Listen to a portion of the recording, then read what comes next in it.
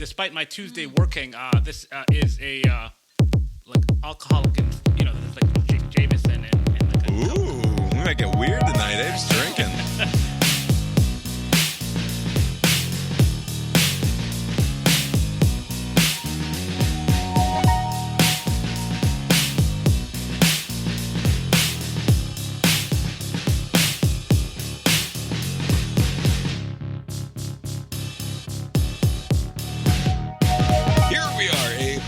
Iron Brains, a podcast dedicated to the notion that once you've said and done the worst things, you're kind of free. My name is Bob, sitting across the way from my good friend and co-host. That's Abe. How you doing tonight, Abe? Doing well, Bob. Yeah, here we are. Lori's here too. How you doing tonight, Lori? Still fine. Lori's still fine. Tonight is Monday. Back on a Monday. Yeah. May 29th, 2023. Maintaining, though I briefly considered not recording tonight, just saying, Abe's going to Canada this week. I got to give him space to get all his shit together and don't want to interfere with all of that.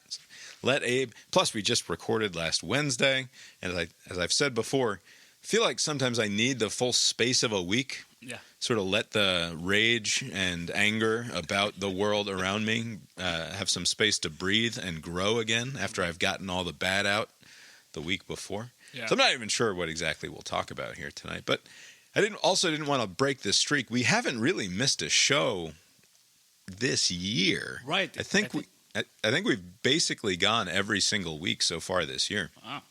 It's pretty good. Yeah. Maybe might have missed a week when we were out for Christmas or something, but that wasn't this year. That wasn't this year. That was a while ago. Look at that. Abe, what did I understand? You were on a strange vacation situation. Abe's drinking tonight, everybody, so watch out. Abe's in full vacation mode. He's last day of work was Friday, although he does have to work tomorrow, oddly. But then he's off to gay French Canada. That's right. So this is like day 3 of like 9 out of 10 days that I'll have off. Like I'm working on Tuesday, otherwise I'm off. And so today's Memorial Day. And, I'm on vacation. So I was like, okay, I'll drink, Haven't done that in a while. I used to do that more frequently on this show, but not as often. Abe memorializes the fallen American heroes with a Jameson and Coke or something is what it looks like. That's right. Coke Zero. I'm drinking a Guinness non-alcoholic draft. That's what I'm nice. enjoying tonight. Abe, did you get into anything fun this weekend? This weekend I spent like so much time with other people that I live alone, and I come from a big family, but like I don't actually spend that much time with other people for very long periods of time. And for some reason, like all of my Saturday was booked with talking to people, and then like all of Sunday talking. And then today I was like, all right, I'm just going to sleep. And so I did most of that today. And I watched that Little Mermaid thing that I'll talk about later. Oh. Can't wait to hear about that later. I talk to people all day, every day. Oh. Isn't it terrible? That's all I do is just talk. Yeah. It's if you're not used to it, it's like well, at least for me, it's like draining. It's like, oh. Man. No, it's that if you're used to it. It's like dreaming. How is it like dreaming? Draining. I'm sorry. It's like draining. Yeah. Draining. Yeah. Okay. He said draining. That makes sense. It's why I always say, like, as nice as these 3-day weekends are, by tomorrow night I will be just as exhausted as I was on Friday. Right. Like this is nice, but it's not like refreshed, because then it's all fucked right away. Right. It's funny you said it. I misheard you saying that it's like dreaming, because that actually does speak to my experience to some extent. When I started coaching, like the season started this season, and like over the course of the last 2 or 3 years, because of the pandemic and my general sort of antisocial stance, like it's not like we have a big pile of friends that we're always interacting with, whether there's a pandemic or not. But because of the pandemic, much less interpersonal interaction the last few years. And at the start of the baseball season, I remember this one interaction I had with one of these kids' dads, where he comes up and he introduces himself and his kid. Very normal thing to do at the start of a baseball practice. Right. And I sort of get the feeling that he's a handshaker. And like some people are handshakers, some people are not. You never really know for sure. But my impression of him is handshaker. So my hand goes out, his hand comes out, we shake hands. I am who I am, he is who he is. Here's the small child who's also being introduced. Good times all around. At the end of practice, he comes back up to me. And this is after like 2 hours of like yelling, not angrily yelling at kids, but like, corralling kids, being a big energy guy, trying to be the happy, fun coach who also wants to maintain discipline and get shit done. Right. And he walks back up to me. I guess he's got a question about something. And my stupid hand betrays me and reaches out to shake his hand again. And it felt in the moment, like I'm not a handshaker guy. Like I'll shake a hand if a guy wants to shake my hand. It's fine. Yeah. And I have good handshaking etiquette. But in that moment, I felt entirely betrayed by my arm and my brain, and nothing was working right. And so I immediately go into like, is this a nightmare? Like, am I it's sort of an out of body experience of that moment. And then looking back upon it, trying to imagine what's going on in my head in the moment that sent the right arm out to shake, which he like graciously put his stupid hand out because that's like what you do in that. But like it was very clear immediately that neither of us actually wanted to be shaking the other person's hands. I can sort of write it off and sort of forgive myself for it by saying, don't see very many people very often anymore. I'm out of practice, and this is just the first practice, and like whatever. It's all fine. It just felt very strange. I do have a couple of questions. Did he comment on the like? Hey, we already did this. Like, what no, he are did we not. shaking hands again? But all right. No, he did not. What's funny is like I can imagine. Because there's no thought process that went into it. But like trying to imagine the character of me who does that, right? Like trying to ascribe sort of motivation to that from an objective third-party perspective. It's like, old coach he's high on his horse. He had a great practice. This guy's walking up to congratulate old Coach Bob. And so, of course, Bob's hand, good practice, coach. Yeah, good job. It's not what was going on in my head, but like I imagine telling the story about the asshole coach who like wanted to shake my hand after the practice, and that's the story I would have told about me if were I not me, that sort of thing. Did the thought cross your mind that you would be compelled to have to shake this man's hand just to save face, like forever? Every single time moving forward, and and it was then not lost on me that maybe I'll never see this guy again.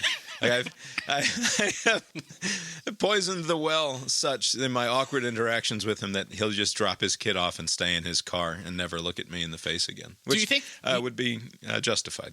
Do you think it's like your mind's like, I've already seen this before, and it's like almost on autopilot doing the thing that it just learned to do a second ago, and like you were kind of coasting? Do you know how many times I've asked someone the same, like, what are you doing this weekend or for the holidays or tonight question in a 45-minute span? Oh, yeah, I can like if someone is in my chair for 45 minutes and they're not interesting, there's a chance. It's not a strong chance, but it's like, is there something fun you're doing this weekend? And they're like, I just told you I'm going to Canada. It's like, you did tell me that. You did. I heard you, and you just need to be more interesting than that. All right. What can we talk about tonight? The debt ceiling deal is done, Abe, it seems. Talk about Disney. I got tons about Disney. Not quite done, but done in principle, as they say. We don't have the vote yet or anything along those lines, but they're going to pass something, it seems, that will delay any further talk or having to deal with the debt ceiling until January 1st of 2025, which on paper, when you hear it, it's like, that's forever from now. That's good news. We don't have to worry about this for some time. And then you realize it will be like the last thing that this Congress has to deal with is that on New Year, like as the Congress turns over to the next bunch, they will have to figure this out in the wake of a presidential election and as a lame duck Congress that's about to be turned over for the next Congress in 2025. I do wonder what the logic was behind that. Initially I was thinking they were going to tie it to like maybe the fiscal year. Like it's like, well, the money is already going to be spent for this fiscal year, so let's kick the can down the road to like sometime in October, maybe give it a few days for negotiation.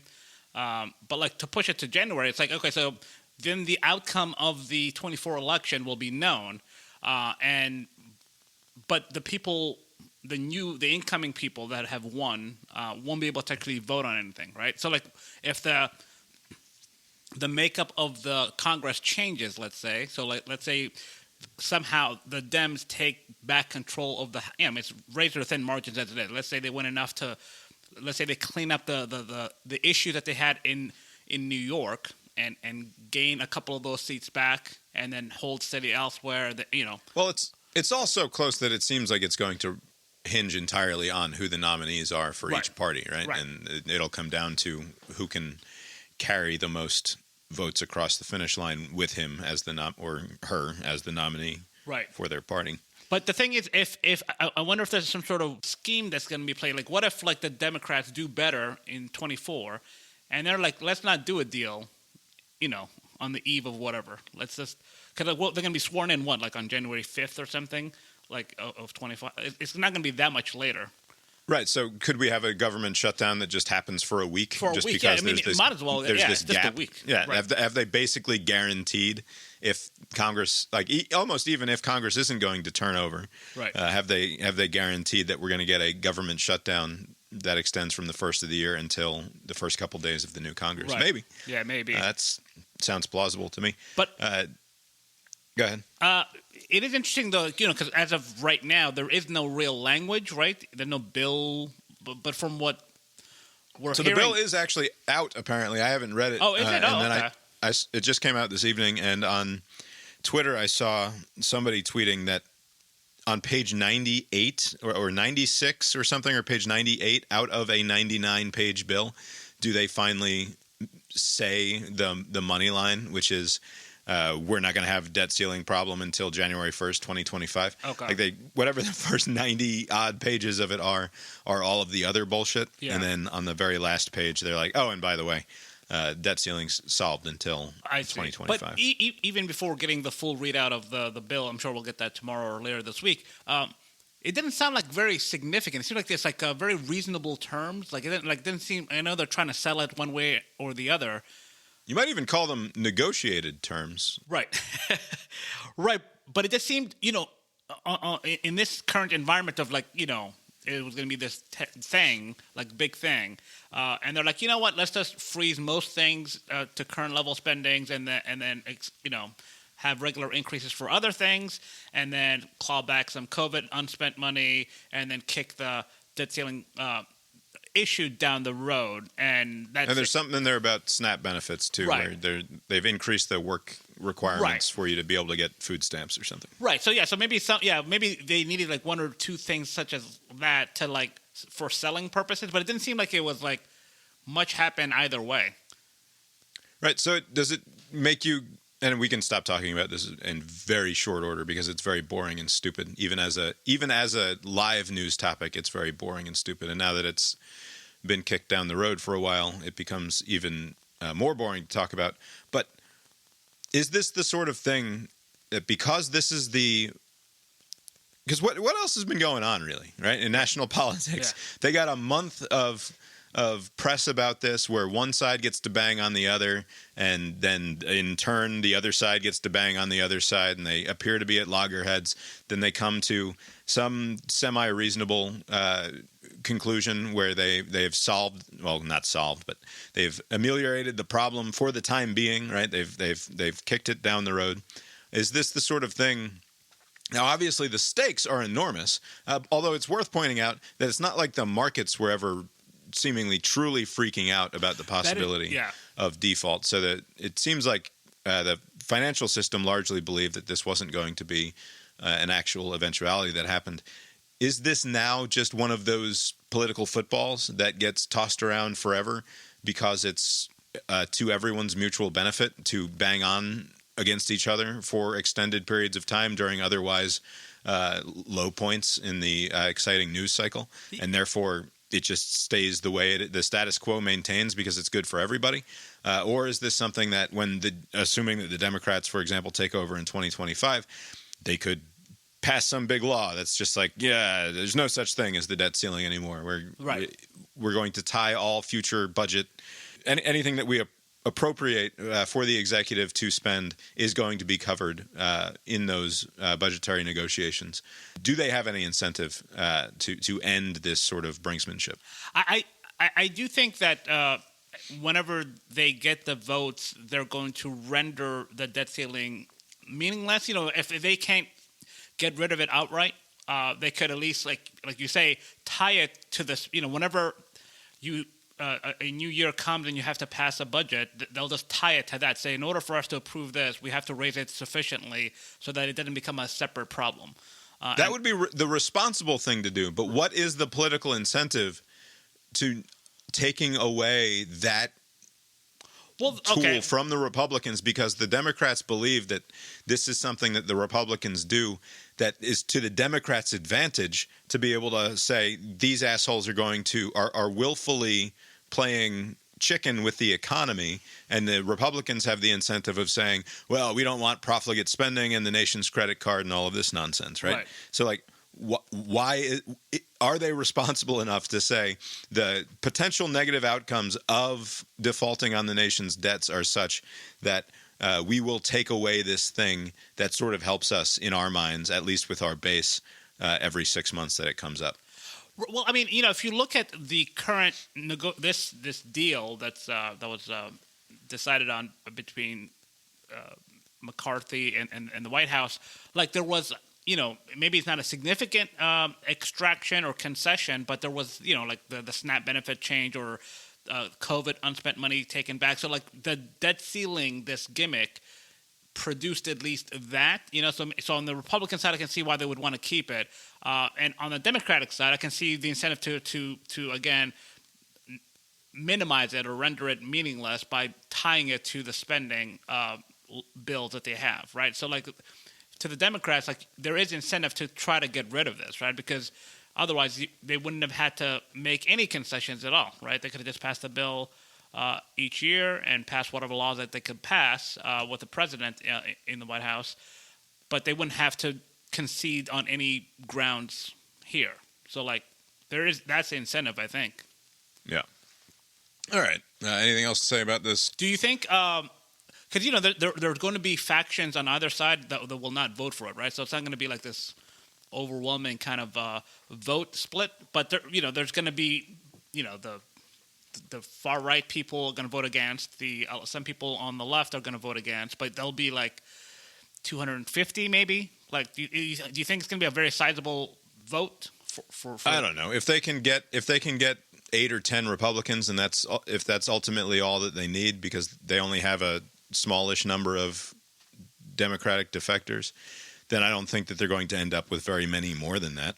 Oh, because like there's no upside to a Republican voting yes. Right. There's some upside for some small number of Republicans who imagine themselves to be or want to portray themselves as moderate and common sense conservatives, maybe in bluish leaning districts or purpley, purpley districts, and want to not, whatever. I don't know.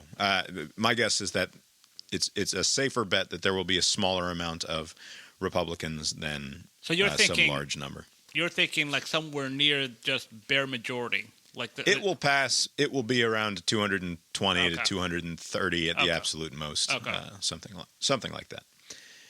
But I don't know. I could be perfectly wrong about that. I wouldn't care. Isn't that odd that the Speaker of the House, who has signed off on this deal, right, who heads the majority, who are Republicans, right, certainly won't bring with him 100 Republicans or something like that. It's crazy right? that he can't, something that he's signing, he's trying to sell it. Like, he's like, oh man, they hated some of the concessions, the minority leader said, or not the minority leader, but the guy, what's his face, Hakeem Jeffries, was like crying about how they got nothing out of the deal or something, like trying to sell it, Right, and that's fine. But like, it's so much easier to say I voted against profligate spending in Washington, and that's what's going to go on my mailer. Right. Than it is to give McCarthy the win, especially when the thing's going to pass anyway, because there are 8 or 10 of you Republicans who are willing to do it.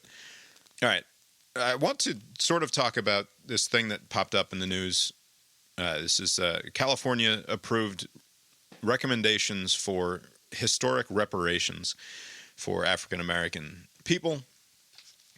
It was a task force that they had, and they've released a report this past week. And I'll read from this ABC News report. The task force hasn't necessarily endorsed any particular dollar amounts. We just endorsed a methodology that the economists and public policy experts we hired used to calculate the total losses in the areas of health harms, the devaluation of black businesses, housing segregation, mass incarceration, over-policing, and unjust property takings. Cori Bush has talked about this in Washington. She's the far left Democratic representative out of St. Louis. She said the United States has a moral and legal obligation to provide reparations for the enslavement of Africans and its lasting harm on the lives of millions of black people. Bush said at a press conference on the steps of the U.S. Capitol, when asked how the government would pay out the sum of $14 trillion, which is the number she came up with some number to each individual, which would be $14 trillion to help close the wealth gap between black Americans and white Americans. She said she's engaged in talks to find the answers. We're still having those kinds of conversations. We're working with this administration. We're talking with other members of Congress. But I'll say this, if we can continue to fund these endless wars, or we can continue to put trillions of dollars into forever wars, we're talking about things that are happening now. I don't know if we've ever really gone into reparations at any length on this show before. Yeah, I'm not sure.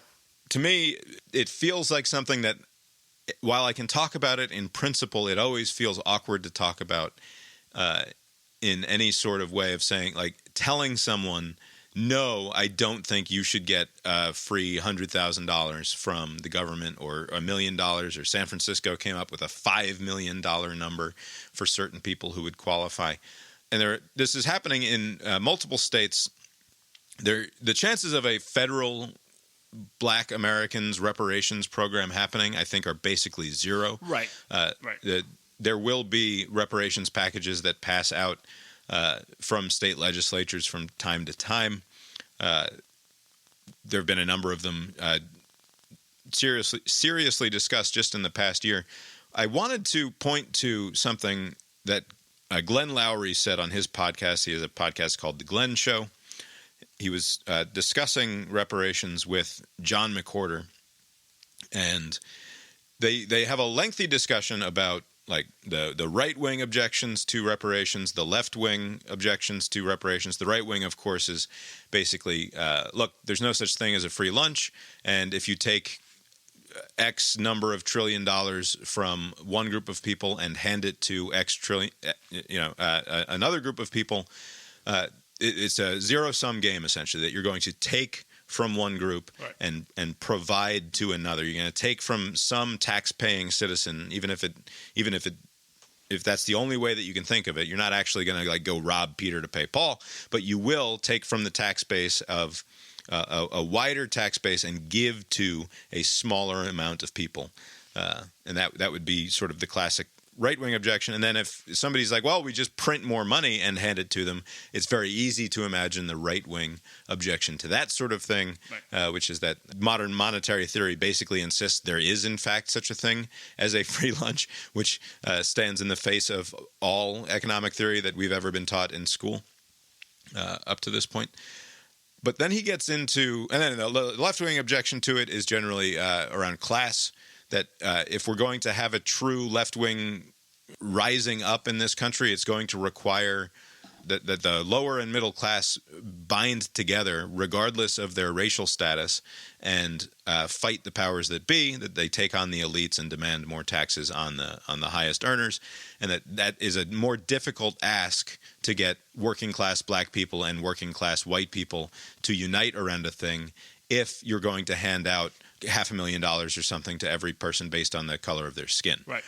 So it makes sort of left-wing class warfare more difficult. And then they get into Glen Loury, he's an economics professor at Brown. He is outspoken on issues of race through the years. He gets into his sort of emotional response to being offered reparations, and I'm going to play that clip here. The most depressing thing I've ever seen on race in my lifetime would be if in 50 or 60 cities across the nation, generous reparations payments were given to everybody who chalks themselves up as black. And yet the race debate stayed exactly the way it is, with the same DEI nonsense and the same apocalyptic vision of the role that racism supposedly plays. It would break my heart to see that happen.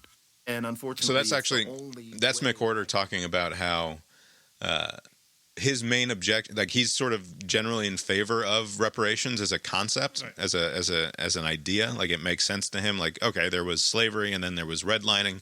And so if you want to pay people, like, okay, then I understand the argument for it. But he says, like, that needs to be the end of the story. Like, why, if because his fear is that we would have some amount of money paid out, and at the very next day, the entire same activist class would say, and that's just the beginning. Right. Rather than saying that they wouldn't frame it as we got what we came for, and right, the job is done, and we can stop having all of these awful conversations about being stratified by race. That it won't actually have solved any problem, and that it will only ultimately have made things worse because people will feel like, well, we've just handed over all of this money that was supposed to solve the problem, and now you're turning around 3 days later and saying that it didn't actually solve anything. Like, what's the end game here, people? But then we'll get into what Loury says now. Okay, we've covered the issue.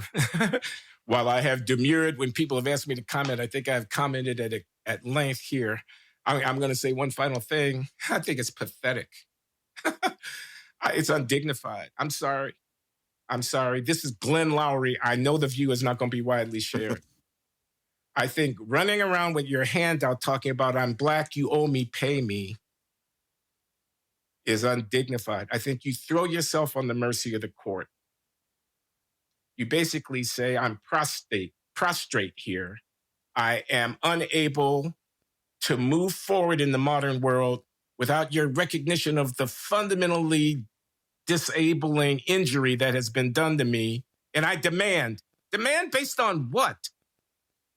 Based on the conscience of the people to whom you are appealing. What power do you have? You're going to burn it down, are you? You demand to be placated so that your tantrum doesn't disturb the dinner party? What do you own? What can you make? What are you doing? This is how you spend your time, fashioning ever more elaborate apologia for your own failure? It's pathetic. I will stop it there. What Loury expresses there is very close to what I would like to express on this topic, but I think would be largely ill-received. And I think that it's not because I'm scared of being called a racist or being called insensitive or something like that. It comes down to a fundamental distinction between the big sociological picture and the individual psychological state of the one human being, right? Right. And like for me, when I think about what my response to reparations would be, were I in the position to receive them, it would be Glen Loury's position right there, right? That he is offended by it because his experience of living in this country I believe he's in his mid-70s. He is obviously a African-American man. I don't know if he calls himself black or African-American. I don't know. He's a black guy. He's obviously had a great deal of success. He's a very well-renowned professor at Brown and has succeeded in the field of economics, despite very troubled young adulthood by his own account. He's got a memoir coming out where he discusses sort of the mess that he was early on in his life with regard to substance abuse problems and addiction problems and that sort of thing. But has built a wildly successful life for himself out of what was available to him and what he could take from the world. And yes, with whatever gifts that his sort of natural ability and drive and all of the rest. Right. But he believes that at least in some small part, he is personally responsible for his lot in life and for the successes that he has had, and believes it would be offensive to him to be told, here is this pile of money that you didn't earn, and I'm just going to give it to you based on the color of your skin. So maybe this Loury guy has other arguments that are better. I don't understand. He does. This is at the conclusion of a longer discussion where they talk about the more academic reasons for why he doesn't like it, and then he just explains his emotional, psychological response to the question. So I'll just address that. So I don't get that argument because, first of all, couldn't he make the same argument for anything? Like, if you went through the Japanese internment camp during World War II, and once the dust settles and there was an opportunity to seek redress, what's with this handout bullshit? Just go about living, man. Like you could say that about anything, right? So I think that real quick. When there's a government facilitated discrimination, right? And the government still exists, it still functions. There's an argument to be made that there's some responsibility to correct that, right? How that takes shape may be different in one situation over another, like with slavery versus a very specific internment camp. Like this happened for X period of time, and there was some justification given, but it ultimately was proved that it was wrong. Like that one is okay, we know all the people who were impacted, they're still alive. Let's give them $20,000 each or whatever, right? Whereas generations long of slavery or the Native American experience, that may take a different form. But this argument that he's making seems kind of ass backwards. Isn't it whether or not the government's responsible versus whether you should ask for it specifically? I'm confused by his frame of reference is the point of view of the person receiving it. That part is what's throwing me off. So you think that because we can point to definitive historical facts about redlining, about slavery, right, about the displacement of Native Americans by the federal government, which has got some degree of continuity to it through the years, right, that the question should not even be asked of the individual, that rather it is a question of government duty rather than a question of what is owed to the individual at the end of the line? Well, right. I mean, basically, it's is there an argument to be made that some form of reparations, So yeah, I think So what you're saying is that what Glenn is mad about is the activist class who is going out and sticking their hand out and demanding this, missing the point of the actual financial responsibility of a government to atone for its sins. Right, and he may conclude that it's zero or it's too hard to decipher because so much time has gone, and how do you determine if somebody? Because it's not going to be just because you're black. If you just came from, let's say, Somalia, you have no role to none of your people were enslaved, that's what right? This is about. So but if you're is it if there were some sort of definitive this is my father and his father before that in somewhere in Alabama they were enslaved. If there's some sort of direct connection that can be demonstrated, is it going to take that shape, or is it activist class just saying if you're just black from wherever? I mean, it depends. You have to go look at the individual bills and the individual plans. Somebody like Corey Bush talks about this in terms of in totalizing terms, and I think that's what gets. That's the distinction between the experience of Japanese Americans in World War II and the explanation for why that money was necessary versus the conversation around reparations, which is that with that, as you say, we can point to a specific thing. We don't traditionally think of Japanese Americans as having suffered a great deal of racist discrimination that has stopped them from building wealth in this country, right, that has stopped them from succeeding on the same basic terms that any other replacement level white might succeed. But that's But that's what I'm saying. So like, there's two different issues at hand. Like, there's the who perpetrated this injustice, and like, what was the impact from that, right? Like, and the impact could be long lasting, and people can talk about like the different like wealth that you can create through real estate, and through redlining you don't have access to the same opportunities, right? Like, but like, if you can prove that the U.S. government did a thing against a group of people, and you can identify that group, then you can then go from there, right? And so like, if the argument can be made that way, it doesn't matter on the other side, like the individual receiving. Right. This is almost a question of standing, right? Right. It's like in a court of law. Right. Can you prove that these people have standing, and to what degree were they harmed? And I think that this is something that I've thought about, this distinction between talking about things at the individual level versus trying to solve problems at this sort of broad, society-wide, almost sociological bird's eye view of everything, and the main divide in our politics is actually not ideological as much as it is about where is our focus. Is our focus on these sort of broad, hard to get your arms around academic sociological concepts of massive harm, and like sort of trying the way that academics try to hold the whole world in their arms and hold the whole world in their brain at once when they create explanations for everything, that on an individual level has absolutely nothing to do with the life of Glen Loury, right? Say what you will about the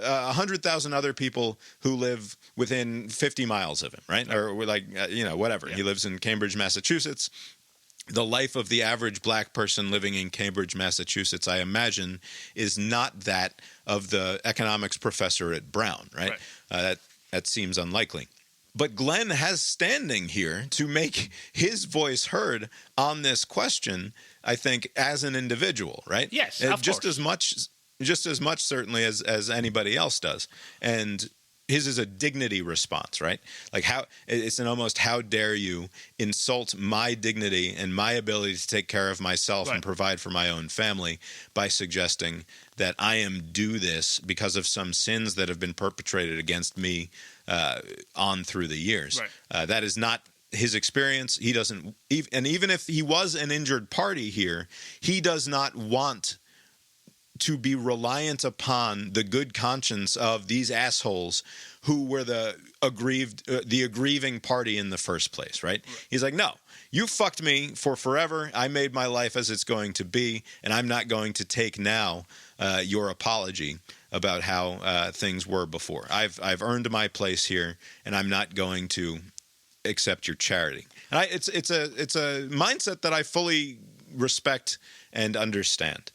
Even if it doesn't necessarily speak to the broader sociological problem of whether or not this aggrieved or this legitimately harmed group of people deserves, quote unquote, to have a big pile of money thrust upon them by people who didn't have anything to do with it, right? By a working class tax base that demonstrably did nothing to harm this other party in the way that they are claiming harm. Right, but I mean, okay, so that last part, again, couldn't you make a similar case with anything else? I mean, like the taxpayers of the 1960s, or whenever the internment camp, like reparations happened, there were taxpayers that had nothing to do with the decisions made like a generation prior, right? Right, but because it was, but because it was not such a totalizing thing, because it was just $18,000 that speaks to one very specific harm done, then it's like we wash our hands of it. It's sort of like what McWhorter was able to say. Right. Like, yes, Reagan did not pretend like this makes up entirely for the harm that was done, but in a token sort of way, in the way that it is still a meaningful gesture, we have closed the chapter here, and we don't ever hear now about a more appropriate redress for Japanese American grievance relative to the internment during World War II. It just simply never comes up. It's almost unthinkable that it would. Right. Whereas if we handed out, even if you did it in a very minimal sort of way, like, we've talked about like the baby bonus or something like that. Like I forget the politician or economist who came up with it, but it's like we should give everybody $25,000 in a savings bond when they're born, and everybody gets $25,000 savings bond that matures at 18 years old, so they can spend it on college or something like that, or to put a down payment on a house, or to buy a car or something along those lines. And it's like it is a way of leveling the playing field of automatically taking the absolute poorest people and making it so that they are not quite so dirt poor once they attain their majority. Imagine doing something like that, a relatively small scale, for every single black baby that's born. Right. Because of historical harms caused, we're going to set up this program that puts a $50,000 savings bond that if they are able to attain their majority and not be in fucking prison, then they can get that $50,000 when they turn 18. And that's the way that we're going to do reparations. Because of the totalizing explanation of white supremacy and the fact that it never goes away, right? That we have slavery, and then we have failed Reconstruction, and then we have the Jim Crow South and the Jim Crow North, for that matter, and then we have the Civil Rights Act, and we still have redlining, and we still have the Fair Housing Act problems, and you can point to, on through the years, ongoing racial strife. And then the sociologists will really start coming in and saying just being in a black body does demonstrably material harm to the psychological and physical health of these individuals, so that they're at a deficit even in their ability to earn, because they're so beaten down by the white supremacist structure around them. Right. Would any of those people be satisfied with a $25,000 or $50,000 savings bond for all black babies that they can collect on as a form of reparations? No. It would be, this is a drop in that bucket because we still have so much work to do. Right. So I think, yeah, you're right. But again, the problem that I have is that there are separate issues at hand. And like, yes, some activist person, it will never be enough. That's fine. I'm just talking about the actual argument. My position is that it's impractical to actually carry out. There's no way to actually do this. The fuck up was so great over such a long period of time that there is no way to do reparations in the way that most people think of it, like, internment camps or some other thing, right? Where like, hey, we're going to cut a check to this person, right? I think that there isn't a practical way to do it, but like as far as the argument, it's also like, to the average asshole, spectacularly unjust, right? It's just not fair. And I'm not the one saying that, right. But that is how it will play to the majority of Americans. So, but if you can't put a dollar amount on it, which is, like Abe is saying, it's not practical, then like, can there be an affirmative action thing in an official way? Because you can't put a dollar amount on it, like, what can we do instead? We have done that. We've had affirmative action in this country for decades. But not officially. Not as national policy. I mean, there have been... I'm not saying we should. I'm just saying, like... But, I will say, like, couldn't the right answer... I always just thought, like, just say that... A great injustice was perpetrated against like a lot of people. Like, there's no way to unfuck that, right? And going forward, just have whatever programs you're gonna have it just be needs based, right? Because just help the people who need the help today and go forward, right? Like, and yeah, that sounds nice to the three of us, but you bring Republicans in. And they hate that. It's not just so it's fine. You're always going to have Republicans who don't want big government spending, right? That's always going to be the case. It's not the Republicans just who big government spending that they don't want. It's helping people who need things that they don't want. Yeah, that's one way to frame it. But I mean, I don't feel like making the ideological argument for small government, because I whatever. The Republicans don't even bother making the ideological argument for small government anymore. They just sort of pretend that they don't want to spend $6 trillion a year. But I think that there is there is something to the idea that a smaller central government that allows that offers a hand up rather than a handout, to use the obnoxious terminology of previous candidates and presidents. I think there is a valid point there to be made. I don't care to make it. I think the thing that holds back a massive reparations program from happening is not Republicans. Republicans will be against it, obviously. Right. It's that there's not actually a big amount of will on the other side for a program like this, because it would be so alienating to large portions of their own constituency. It's just not something that is feasible. It's just not workable, because there is no small enough number that doesn't feel like an insult, that would actually be workable, that would actually solve any of the problems, just like there's not a big enough number that we could just come up with. Like $14 trillion, that is half the size of the current the debt of the United States, right? The GDP is only $20 trillion a year right now, U.S. GDP. So that's a full it's 2/3 of the full capacity of the United States economy for 1 year. It's completely absurd to say we're going to transfer that much wealth simply from white America to black America. It's insane. But I think the issue of reparations seems to only serve like two purposes. One is just to kind of like animate like the activists who are for it, right? And then also to piss off the people who think of it like, oh, why am I paying for some other person's misdeeds or whatever, right? But on any like polling that you see, reparations is not like some hot button issue. This is not like, it doesn't rate among like the concerns of like most people. Like most people don't think that this is actually ever going to happen, right? So the only reason why this is ever brought up is just to kind of animate like those two groups that I mentioned. And it's like, but if you just focus on the argument at hand, like you can reach whatever conclusions you want. Why not just help the people who need the help today, and just let that be the legacy? And regardless, don't tie it to like you have to be like black or this other group. Just you're already in the group. You're already in the group. You're broke, or you don't have whatever you need. And like as far as that argument, as far as limited government, to me, I always find it kind of absurd, because like it's like not taking into consideration the conditions on the ground. Shouldn't the government meet the moment? Like if the need is great, shouldn't there be more assistance? And if the need is not there, don't have it. I mean, you're almost like, right, I don't care. That's why any ideology that meets with reality and doesn't have some give to it is a failed ideology, right? I mean, that's fine.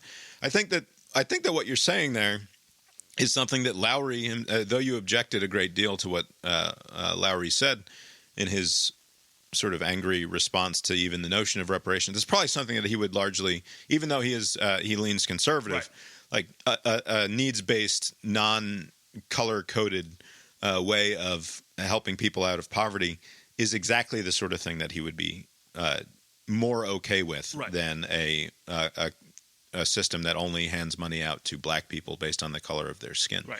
So I think that you would agree with him there ultimately, or rather the other way around.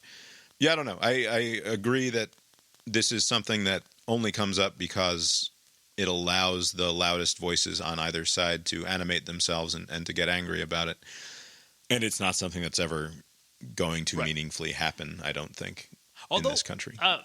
So what's going on in California then? Like, wasn't there some sort of motion that passed in like one city? Like, they're trying to do something. Well, San Francisco's come up with some $5 million number, but the specifics of it are very strange, where it's like it has to be, you have to have lived there for X amount of time. You have to have identified as black for X amount of time. Identified. Like, it's right. It's very complicated. You don't have to be black. And I don't. What's that? You don't have to be black. You just have to identify as black. Well, it depends, right? So, what percentage of you is black? What are you? So if your mother is like white and your father is black, it doesn't count or something? Yeah, I don't know. I thought that we sort of briefly talked about the San Francisco reparations thing a couple months ago. I can't remember now, but it doesn't matter. Yeah, California's reparations task force has approved payments of more than $1 million to eligible black residents. I don't know what the force of law is on that moving forward, or when Here we go. The task force's next and final meeting will be on June 29th when the report will be released to the California legislature.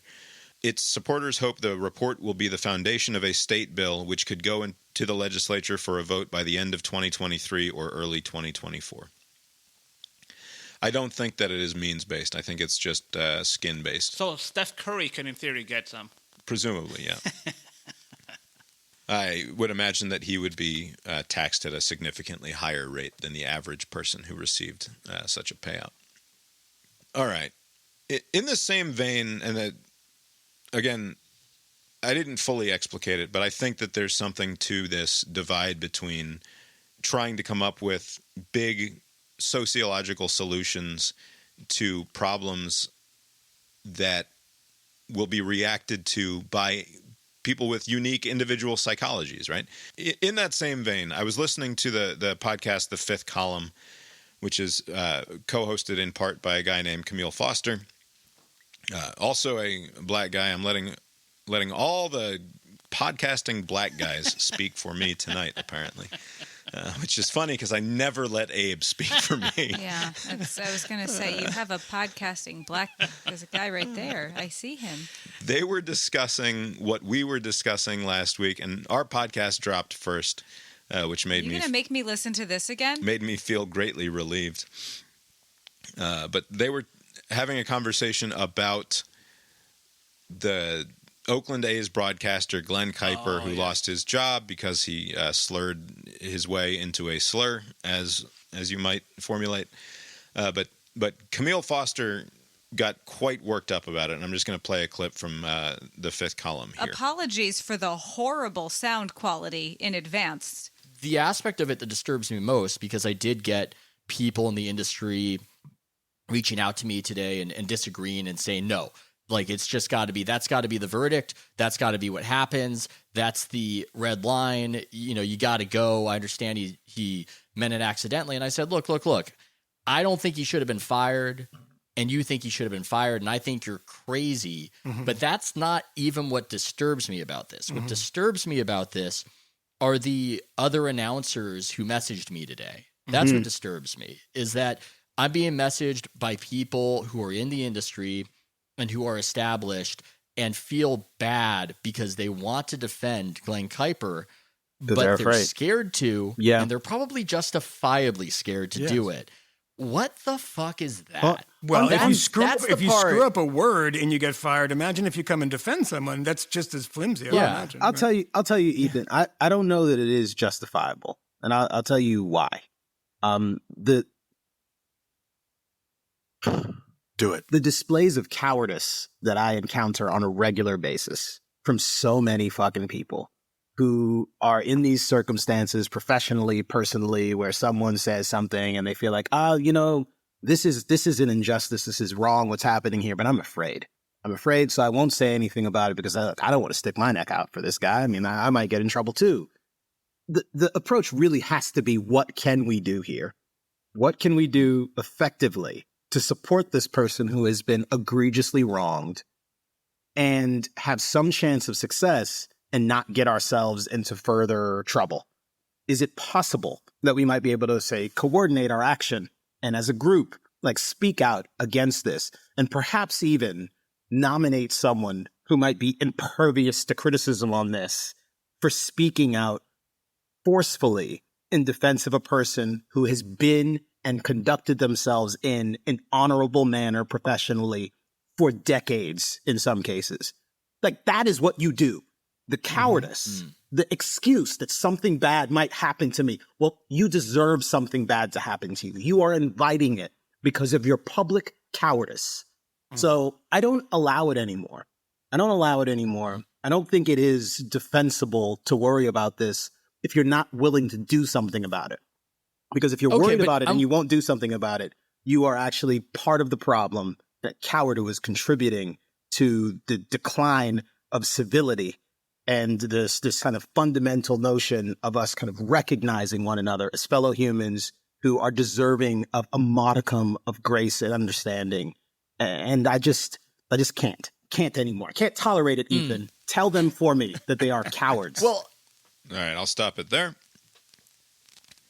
He got worked up about the fact that a lot of Glen Kuiper's fellow broadcasters had written into this Ethan Strauss guy who wrote an article about the whole ordeal, saying, like, I feel terrible, but I don't think that I'm in a position where I can speak out in defense of Glen Kuiper because of what that would mean for me and my own personal professional prospects, to say nothing of the sort of social death that might come with saying something defending him. And like Loury got not worked up, but Loury was like rolling her eyes at the idea that we were even going to talk about this last week. And when I heard what Camille said there, it justified for me the idea that we should even talk about it at all. Like, as silly as it is a small little podcast, me and my friend, and who knows how many small amount of people are listening.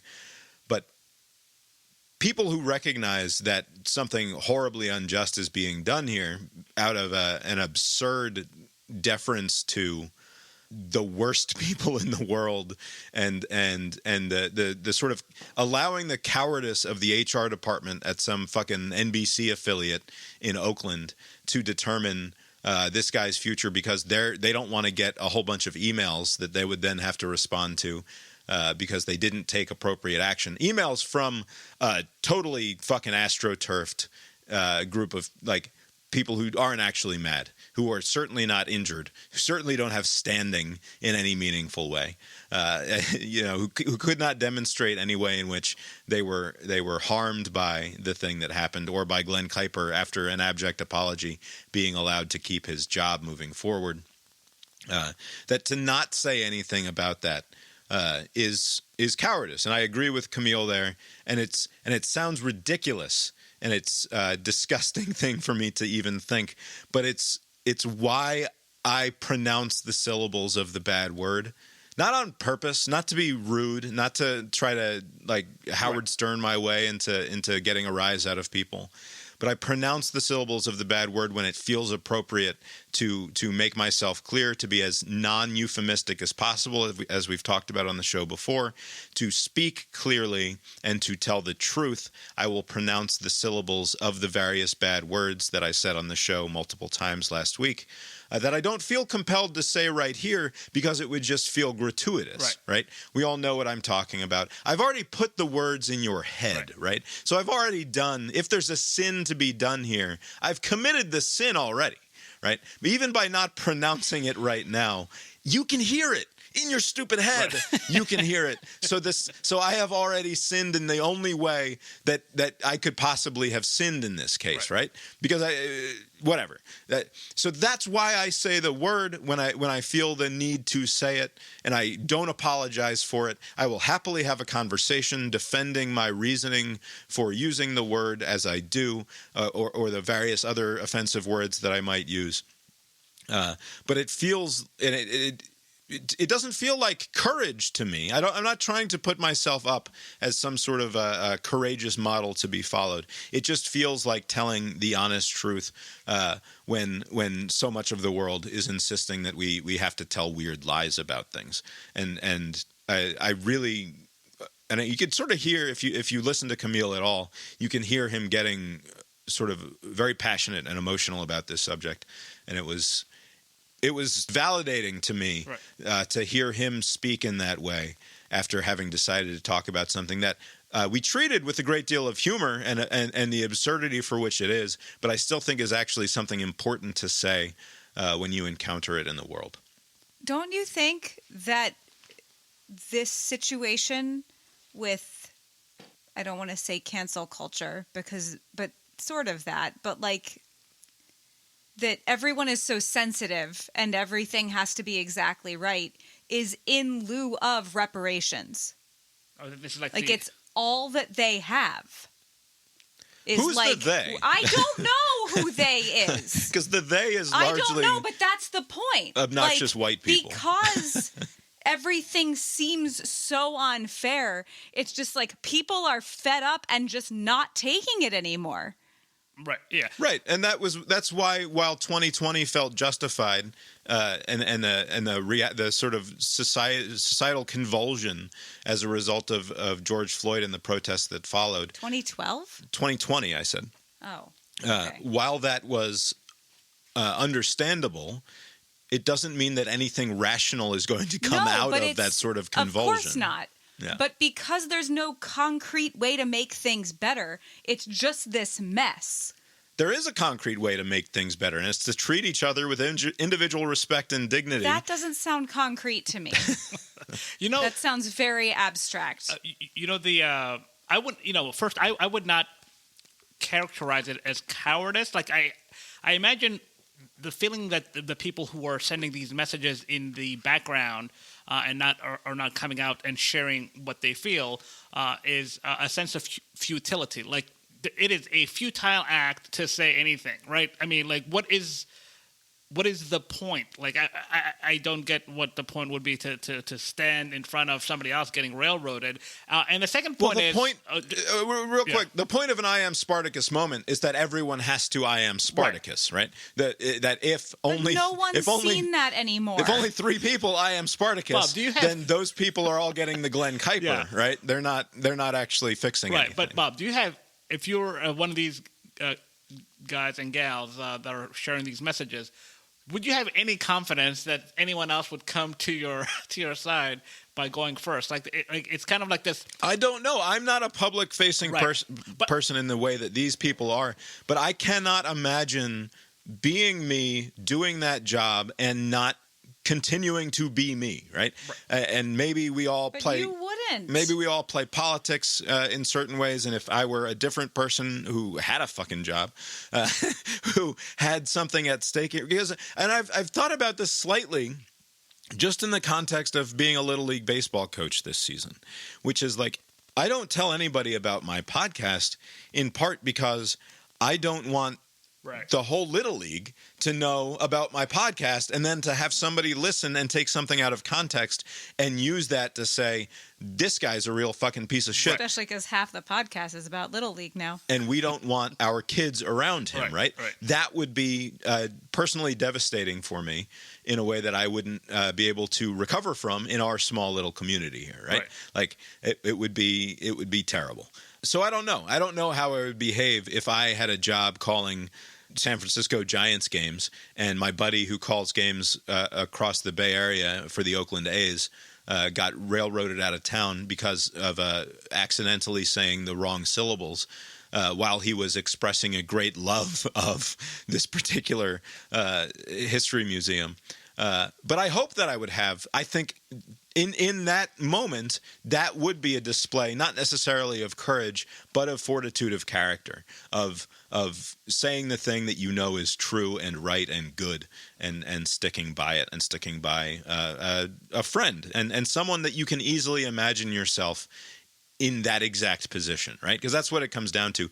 But for the grace of a betrayal of your own lips and brain, go I, right? But for the stupid mistake on a hot mic that can be taken out of context, all of us are susceptible to this sort of attack, potentially. The discussions that are being had in the media circles, the people that he's referring to, does that not lend credence to the thinking that there's a chilled kind of atmosphere where, like, you can't say certain things or else it'll be misconstrued? Even Jamil Bowie, I know I keep on saying Jamil Bowie, I don't mean just him, but like the people who minimize that this is actually even happening, do they not? Right. The idea that cancel culture doesn't exist at all is utterly the lie is put to that by this sort of thing happening. Right. So, I mean, do they think that they're making this up? I don't know this for sure, but I am certain that this actually happened. People are like, oh, that's ridiculous, but I'm not going to say anything because it's not worth, doing anything. I do wonder, though, like, was there I know we've talked about this before, was there really a groundswell of, like, support for a firing? Like, if they had just said suspension, wouldn't that have been the end of it? Like, do you think it would have been? But there doesn't need to be. There is an understanding. It is in the atmosphere, and it doesn't take a groundswell. It just takes the right weapon to be raised. Right? It doesn't take 100 million people getting angry about something. It takes two guys on first take to get angry about it. Right. And because if you pick up that weapon, if you pick up that spear that is this is a white supremacy perpetrated by NBC Sports Oakland, then you've won the game, right? It is the threat of that even being leveled against you that determines your action ahead of time. Right. And that's what's troubling is that, like, you can weaponize that. I mean, on the other end of things, these two things are not they're not the same thing, but like you can weaponize like a few people getting pissed off at like rainbows in clothing at like a Target, right? Or a Kohl's or what, like the last few weeks it's just been one story after another where just yahoos are making a big thing about like some shirt, right? Like, because you can gin up that sort of thing. Like you can weaponize this sort of thing into action, and I think it's just like everybody needs to just kind of chill and don't kind of give in to this kind of thinking, because like it's just gonna get worse. It's not gonna get any better. I would say like the fever will eventually break this current like environment where everybody is kind of like afraid. These things don't last forever. They kind of come and go. But this overreacting to every little thing. Except as you point out, only recently has the right sort of learned these tactics in the same way, right? Like only in the last couple of years have they started to the what's his name, the Chris Rufo and the Chris Rufos of the world who are informing the Ron DeSantises of the world in the way that they do culture war stuff. These are tactics that they are learning to deploy on their own, right? So the same sort of atmosphere that determines that the fucking stupid HR assholes at NBC Sports Oakland didn't need to hear the threats from people to know that they couldn't put Glen Kuiper back on the air is what's going to drive fucking Kohl's or Target or whoever from it's going to stop them from putting up a pride display next year because of the inevitable backlash. And to be fair, the whole thing is being ginned up. Like the reason that Target feels a need to have a big pride display at the front of the store is because of the activists on the other side who are threatening to take away their badge of this corporation is a good corporate citizen for the LGBTQ plus community, which is just a little icon that they can put on their website, right? So you can go to glad.org or whatever, and you can see the long list of the acceptable corporations who do the right thing. And that's all entirely being driven by an activist class on this side, which is now going to be at war with the activist class on the other side. And I can assure you of only one thing, and that is that it will be very fucking stupid to have to witness from the outside. But not only stupid. What I don't get about these people who are, unless they just want to watch things kind of blow up, if they're just into that. But like, you're not advancing your cause. You're just making like corrosive actions have corrosive outcomes. You make everything worse as a result of your. It's a religious fervor, Abe. It is just a new religion, and that's how it functions for both sides. You don't need to advance the cause of God to go to war for God, because you have all of the weight of moral and divine righteousness on your side. And I would know more about that, but you didn't read St. Augustine, so what good are you? That's what the people on the left are doing, and that's what the people on the right are doing. And it's not it is a displacement of the traditional human instinct for religion into the public sphere of like everyday commerce and just the way that we live with one another in a way that makes pluralistic society functionally impossible. Right? Like we had for a long time, these were separate. The church and state were truly separate domains. In ways that it's just not the case anymore, because we've eliminated the church as an outlet for this sort of religious instinct, I think. And it's talk about big sociological pronouncements in a podcast in which I'm denouncing such things. But what are you going to do? Are you calling for the return of like organized religion? It's like a. That's what it sounds like, Abe. Would it be so bad? Like if what? Isn't it preferable if all of these assholes, because because humans are going to need clearly we need this sort of fucking release. I don't. Right. I have never needed it. If everybody could be Catholic and keep to themselves, it would be fine. But that's not what happens. These religious people bother you. I actually have a great deal of gratitude for having been raised Catholic because it gave me this. Aside from sort of the basic education in what I would still argue is like the only true Christian religion, because it's got the continuity. It's the Catholics have been doing it for a long time. You born agains are full of shit. You Protestants are just this break off sect. You're bogus. You're full of shit. Fucking Church of England, get out of here. But would it be so bad to sort of allow?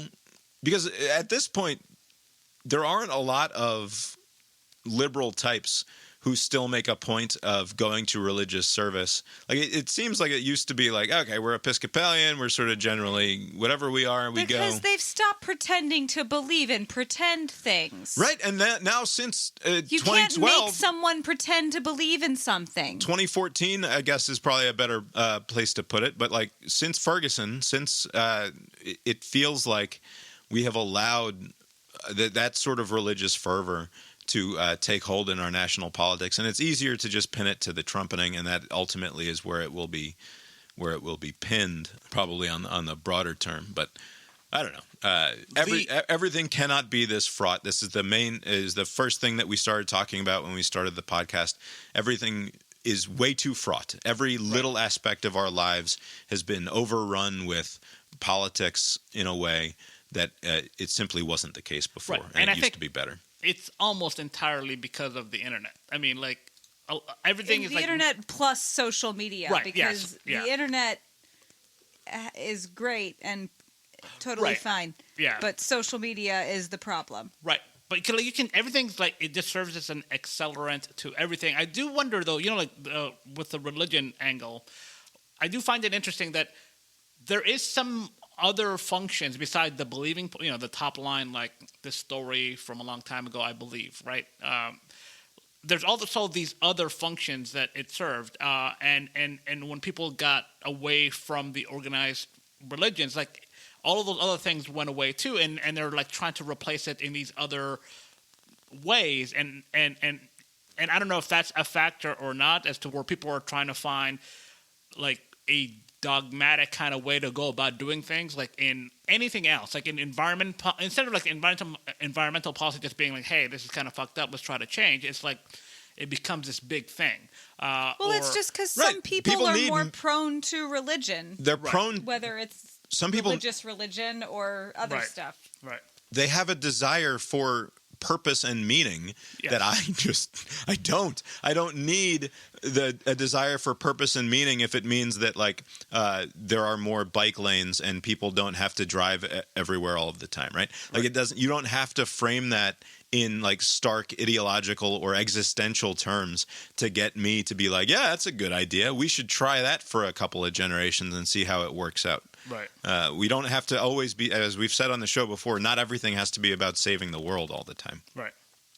Or maybe, maybe it's also, I don't know, hobbies. Like, do people have hobbies anymore? Do people do other things, besides? No, they have social media. Yeah, so it's like that. It's like all the time, like away from like family obligations and work or school, seems to be like social media or something that's not like very healthy as far as a habit or a hobby.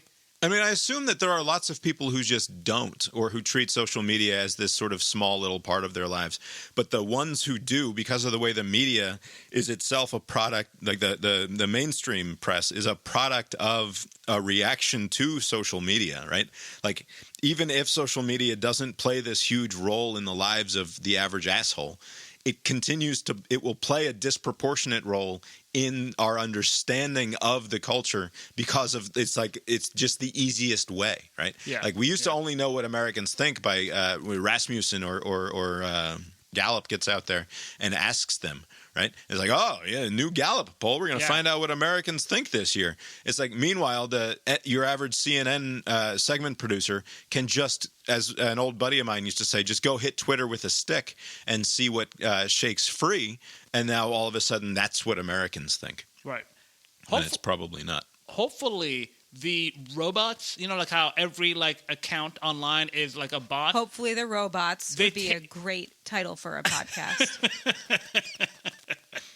But hopefully, the robots overrun the social media spaces to where the only place that humans can go to know that they're speaking to another human is real life. Just go back to the way it was. All right, internet will just go back to just being a resource. That.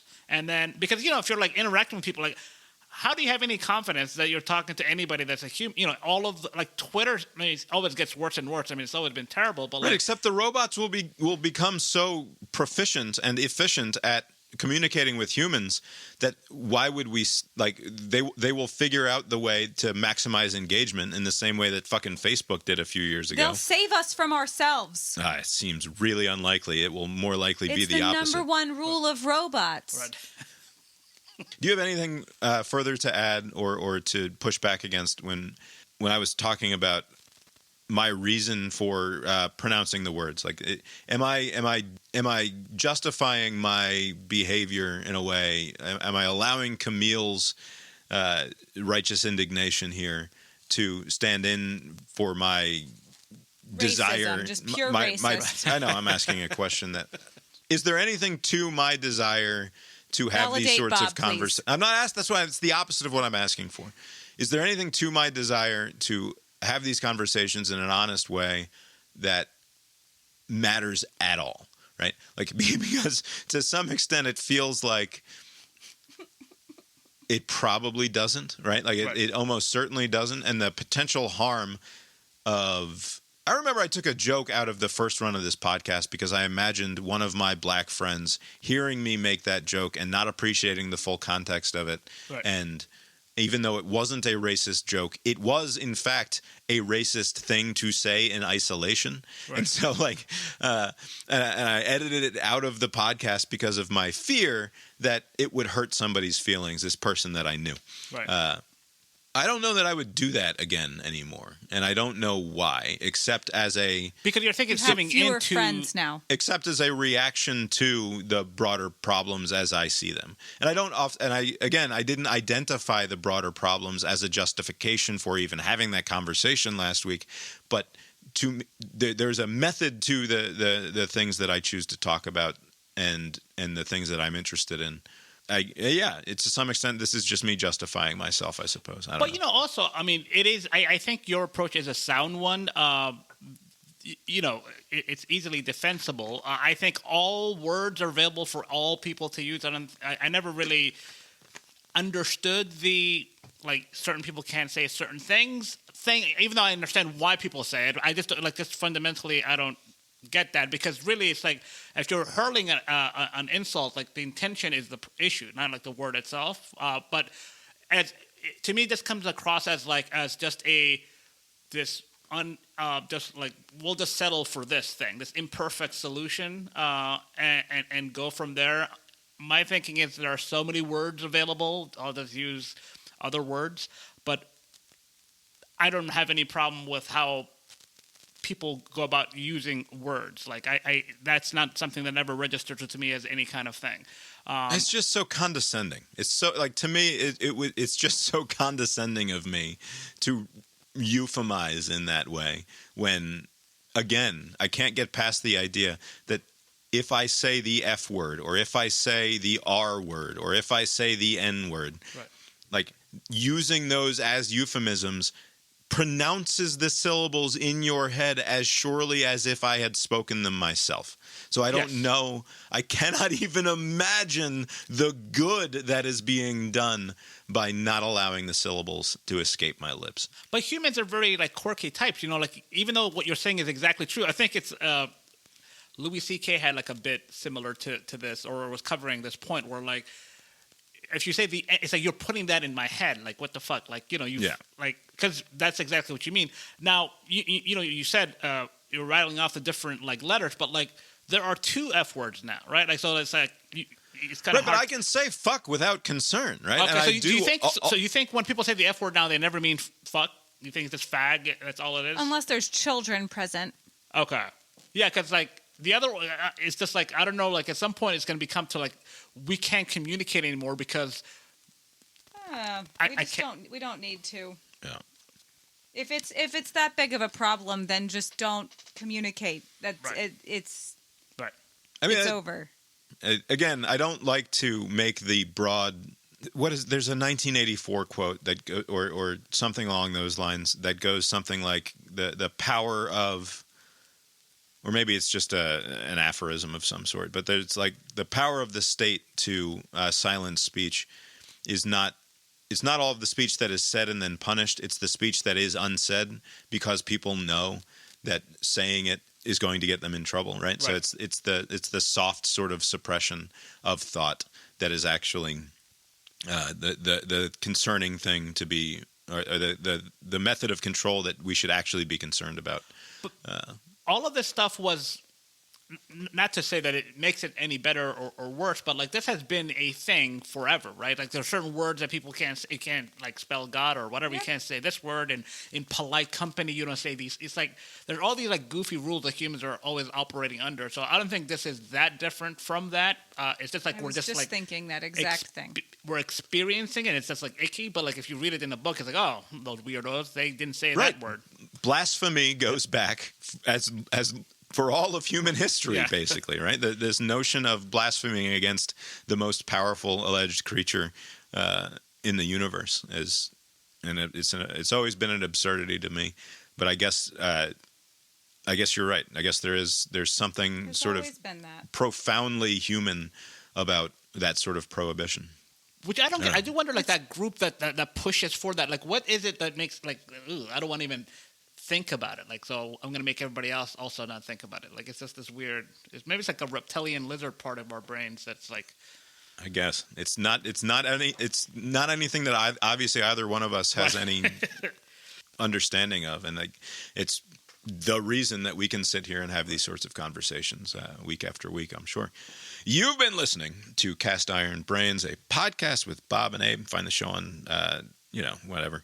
Brainiron.com is the best place, and you can find a show note there. In theory, now occurs to me that I wrote show note to come in my rush to get the show posted last week before running off for various errands, probably baseball-related errands. And you have 6 hours during the day. 6 hours. What I'm saying is that I posted the show, which it takes me a chunk of the day to get the show edited and, believe it or not, make us sound better than we deserve to sound. And then I posted it, and I had to run out of the house, so I said show note to come. And I'm not denying that I've had free time since then. I'm simply saying 6 hours. First, can I finish the fucking story, lady? I'm simply saying that it slipped my mind that I had not successfully completed the show note. It was out of sight, out of mind, and I did not go back and add the relevant linkage to the bottom of that episode page. So I apologize for that. If anybody out there listened and couldn't find the relevant linkage, I will try to remedy that this week. In addition to the show note for this week's episode, the opening and closing themes of the show were composed by Mark Gillig. You can find him at tetramermusic.com, Tetramer music.com. Abe, I understand you went to the movies this week.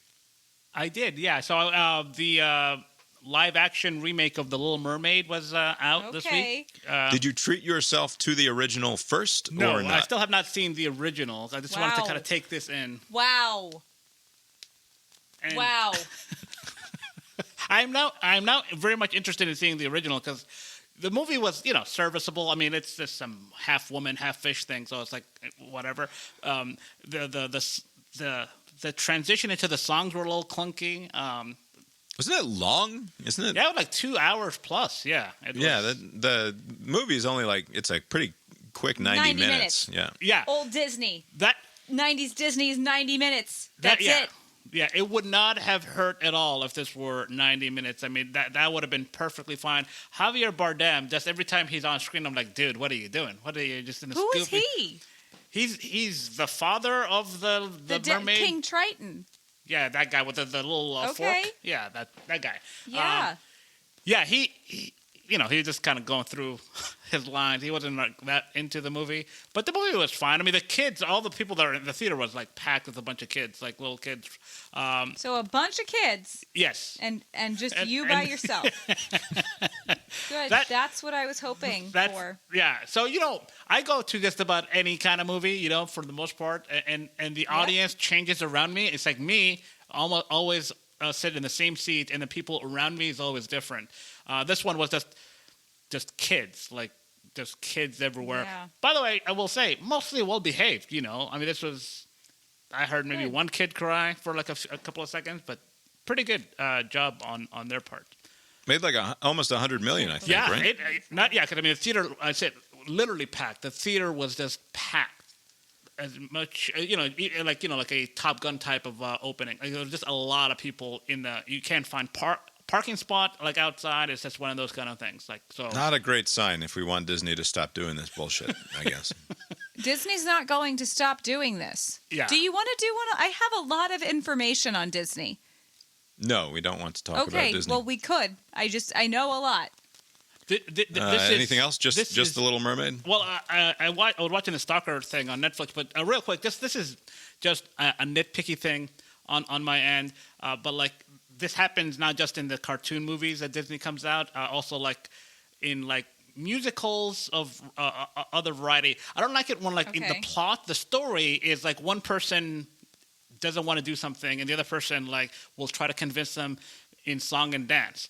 And then the other person who's not convinced takes part of the argument in the song and dance. Like in this version, the Little Mermaid's like, I want to go up there with the humans, you know? And this crab or somebody was like, oh, what do you mean? Just stick around here. And by the way, they go into this Under the Sea thing, right? And as the song begins, I'm like, holy shit, that's like from The Simpsons. And this is like probably the 100th example of like, even when The Simpsons don't do it first, my experience of it is always The Simpsons having done it first. And like Homer Simpson had an Under the Sea sequence.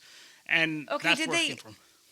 Does the Little Mermaid, spoiler alert, in the animated version during the Under the Sea song, she fucks off halfway through.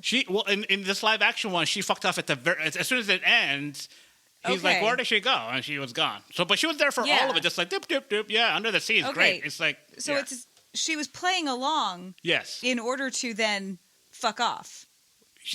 Perhaps that was her little shtick. She it was part of her ruse. Right. Yeah. But I know what you're talking about, though. Oftentimes, people have an actual argument in song in musicals. Right. It seems a little silly and contrived, but then again, it's a musical. But the target audience, I wasn't one of them. How was Ursula? Because Ursula was played by what's her face? Megan McCarthy. Yeah. Sean Spicer. Yeah, Sean. That's right. Was she good? Was she? She was fine. She just complained. I think I need to, in order to get a better sense of how they did this one, I need to see the original source to see. Yeah, I think that the target audience is literally everyone except people who haven't seen The Little Mermaid. Yes. Disney what's funny is like Disney could have put a big fat drag performer as Ursula, because Ursula she's a big fat drag performer. She's a big fat drag octopus in the animated film.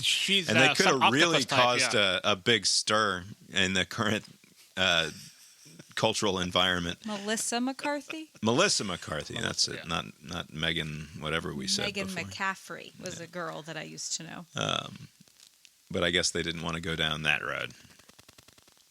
So it's a movie. I think that's your final assessment, right? Yeah, it's a movie. It was a serviceable movie. If you're a kid, I'm sure you would like it. If you're an adult, maybe less so. Okay, well, you need to watch The Little Mermaid, you maniac. Did we watch anything besides? We sure did, Abe, for you. Yes. For you. All right. We watched MILF Manor. Bob is leaving the room. So we watched MILF Manor. Okay.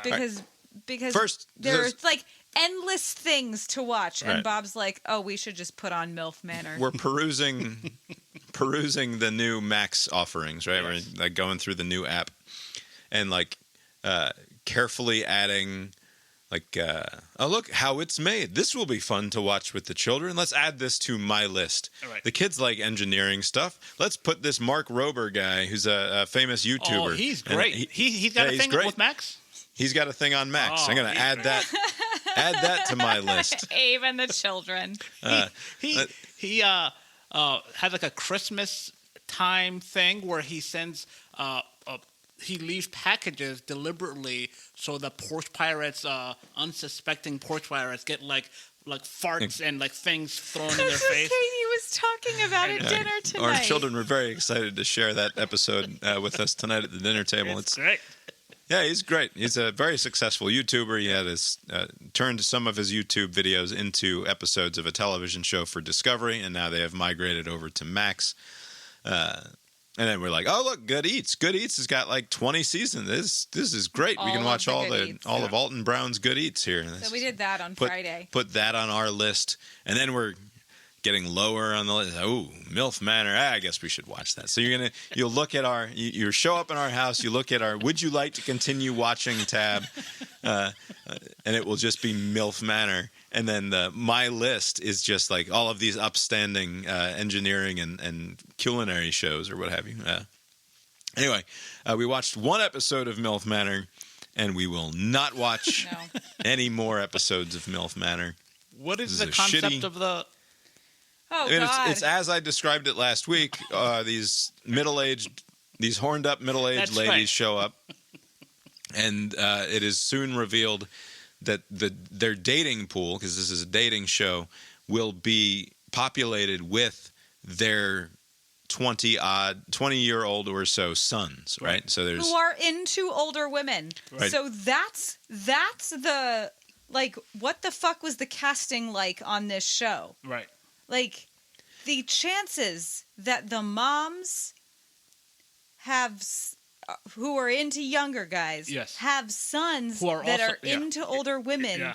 It's just like, what? Why the cast? Why? It's a very simple explanation, which is that it took... So there have been trashy reality shows of this bent for, let's say, 20 years. Right? It's not exact...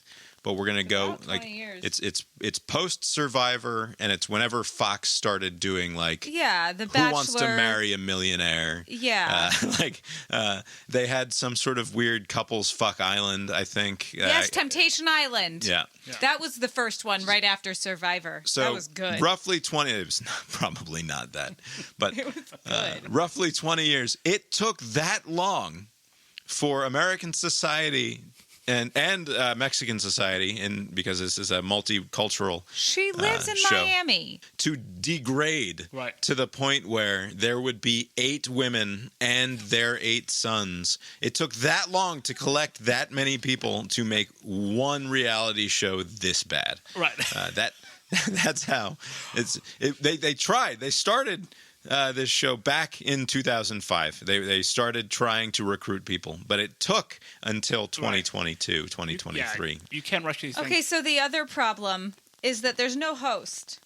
Yeah, it's one of these where they just send out text messages to these people, and they have to read the text messages to the group as a replacement for fucking Mario Lopez or Nick Lachey or whatever other... I'm getting a text. You will all be going to the pool to have some drinks and get to know each other. Right. Like, they're not good at reading. It's a dreadful way of having somebody try to drive the bus of the show. Right. And yeah, some of them, I get it. Not everybody is good at reading out loud to a group. But some of them sound like my 8-year-old trying to read something out loud to the group, which only compounds better at it. Awfulness. I mean, to me, like MILF Manor, I assume like the kids or whatever, they're whatever the casting agent wants. I'm gonna say I'm into that, right? Like I'm sure that the older people are into younger whatever. Right. But like, I mean, most in their 20s dudes. Like, are you down to fuck 50-year-old hot chicks who are really into their physical appearance? And like, when I say that, you sort of know what I'm talking about, right? Then the answer is going to be, yeah, sure, whatever, man. I'll be on TV. And I'll be at TV. Like, right. It is. This one is particularly depressing because first of all, there's one very sad woman. Like her daughter died. Her daughter just died months ago. And she's clearly like adrift in the world. And she thinks that this is some way of doing something that her daughter would approve of, or that to make her daughter proud. And it's like, no, man, you just need you need some therapy, and you need to hang out with some people your own age who have had similar heartbreaking, terrible experiences in life that none of these douchebags have any experience with whatsoever. I don't know. It's not it's not even fun or interesting enough to continue watching. Also, the production is terrible. Right. The production is stupid and bad. Whatever. I guess they're saving $80,000 or something by not having to pay a host. And no one has to attach their name to it. Yeah, and no one has to be embarrassed. Anyway, don't watch it. It's very bad. Do not watch it. At this point, I'm going to watch it, and I'll watch it on the flight to Montreal, and somebody will be judging me. Hide the screen from whoever. So we go from the absolute dregs of television to the alleged top tier, the prestige TV, because Succession, episode 10 of season 4, the series finale. I almost think that this could have just been a season finale, and then he was like, well, it could also be the series finale, though, and we could just be done. Like, I don't think that I can see him having written this season and then deciding, okay, that's it, rather than saying, we're going to write a series finale and then doing all of this, right? Isn't that, did they kind of when the season started, was that the first time word got out that this was it? Like, it wasn't ahead of that. It was just the new season What was your impression of the last episode? 90-minute long episode. What did you think? I enjoyed it. I do. I get some of the motivations of the characters. Just the way it went about it just seemed like these people, the siblings, not Connor, who's whatever. The three main siblings. Like they're not fit to serve any role in any company. They're just not only are they incompetent, but they're just very emotionally fragile. Little thing. I know their parents their parents are terrible. They're not very good parents. The way they raised them, the mother, even to that point, she's using this grief session as an opportunity for her husband to sell him some shit. It's just just not very good parents, and the kids are not well adjusted. And it becomes this crab in a bucket kind of thing where hey, Kendall's why not me? Let's just, we gotta sell it, and so give it to me. And after some hemming and hawing, it looked they came to an agreement that they'll give it to him, and they had their little fun in the kitchen, and everything looked great. Although you're thinking this is pretty early in the series finale. There's no way this is how it ends, right? It's not a glide path down to Valhalla also, from here. Right. Only eating when it's shameful. Yes, that's But what's interesting is that the siblings they have no restraint. They can't when they're up, they can't not just be gloating or doing something to their other brother. Say, "Oh, I beat you!" At the beginning of the episode. So I do think I think you're right in the context of them having to be in a room together, right? When they have to compete against one another because of the way Logan raised them, they cannot help but become these emotionally fragile and manipulative and deeply psychologically damaged people who make the wrong decisions over and over and over again. But on their own, we have seen through 4 seasons, though they are still those things, mostly regarding their relationships with other people, Shiv is a perfectly serviceable, and you can imagine her doing communications or PR work for the most powerful people in the world, right? Right. We've seen her succeed. Yeah, she's competent in that work. role. Yeah. Right. Competent in that role when she's not in direct competition with her siblings, right? The same can be said for Kendall, who, while a mess personally, seems to be okay at doing the corporate bigwig thing. Well, especially because what is that even? What is the corporate bigwig thing? Right. Like, it seems like it is pure just ego and posturing, and he can do that. Right. So what's the difference? And even Roman was showing, when not confronted directly with having to outcompete his siblings, that he was a fairly competent individual who sort of, to some extent, through that management training program, showed that he could sort of do some things. Does that mean that he should be the CEO of a mega corporation with divisions on 6 continents or whatever? No, almost certainly not. But he's a reasonably competent and intelligent individual. It's just when it comes down to this family dynamic and sticking the three of them in competition with one another, they cannot help themselves. Right. But what I do wonder what you think about what happened, the sequence of events, because the 3 siblings come to the agreement that Ken will be the person, the CEO, and they'll have a role, but blah blah blah, right? And that'll be the pitch to take power away from the Gojo, the Swede people, right. and so no issues there. Then the next day happens. Kendall's feeling great. He, being like a dick, starts changing. He's like, he was gonna bring in his friend. You can be like you can sit on a non-exec chair or whatever. Basically, he's doing what he always says that he won't do. Like when he tells his siblings, I'm the CEO on paper, because that's, this story we're selling is that you cannot have one person be the head, but this is going to be a partnership. I'm going to talk through these decisions we're going to make, and you'll have input. And almost immediately, he's making decisions without running by anybody, right? So, right. You see Shiv give a look huh, that's interesting. We didn't talk about this, but so in the meeting when the votes are happening, it gets to 6-6, and then Shiv is the final vote, and she starts to I need to step outside, and the whole thing falls apart. And I'm thinking that's weird. So after they agreed the night before that this was going to be the plan, the new information Shiv got was that Kendall is sliding back to his old habits by just saying he's going to do whatever he wants to do, right? So she won't have any input in a Ken CEO, right?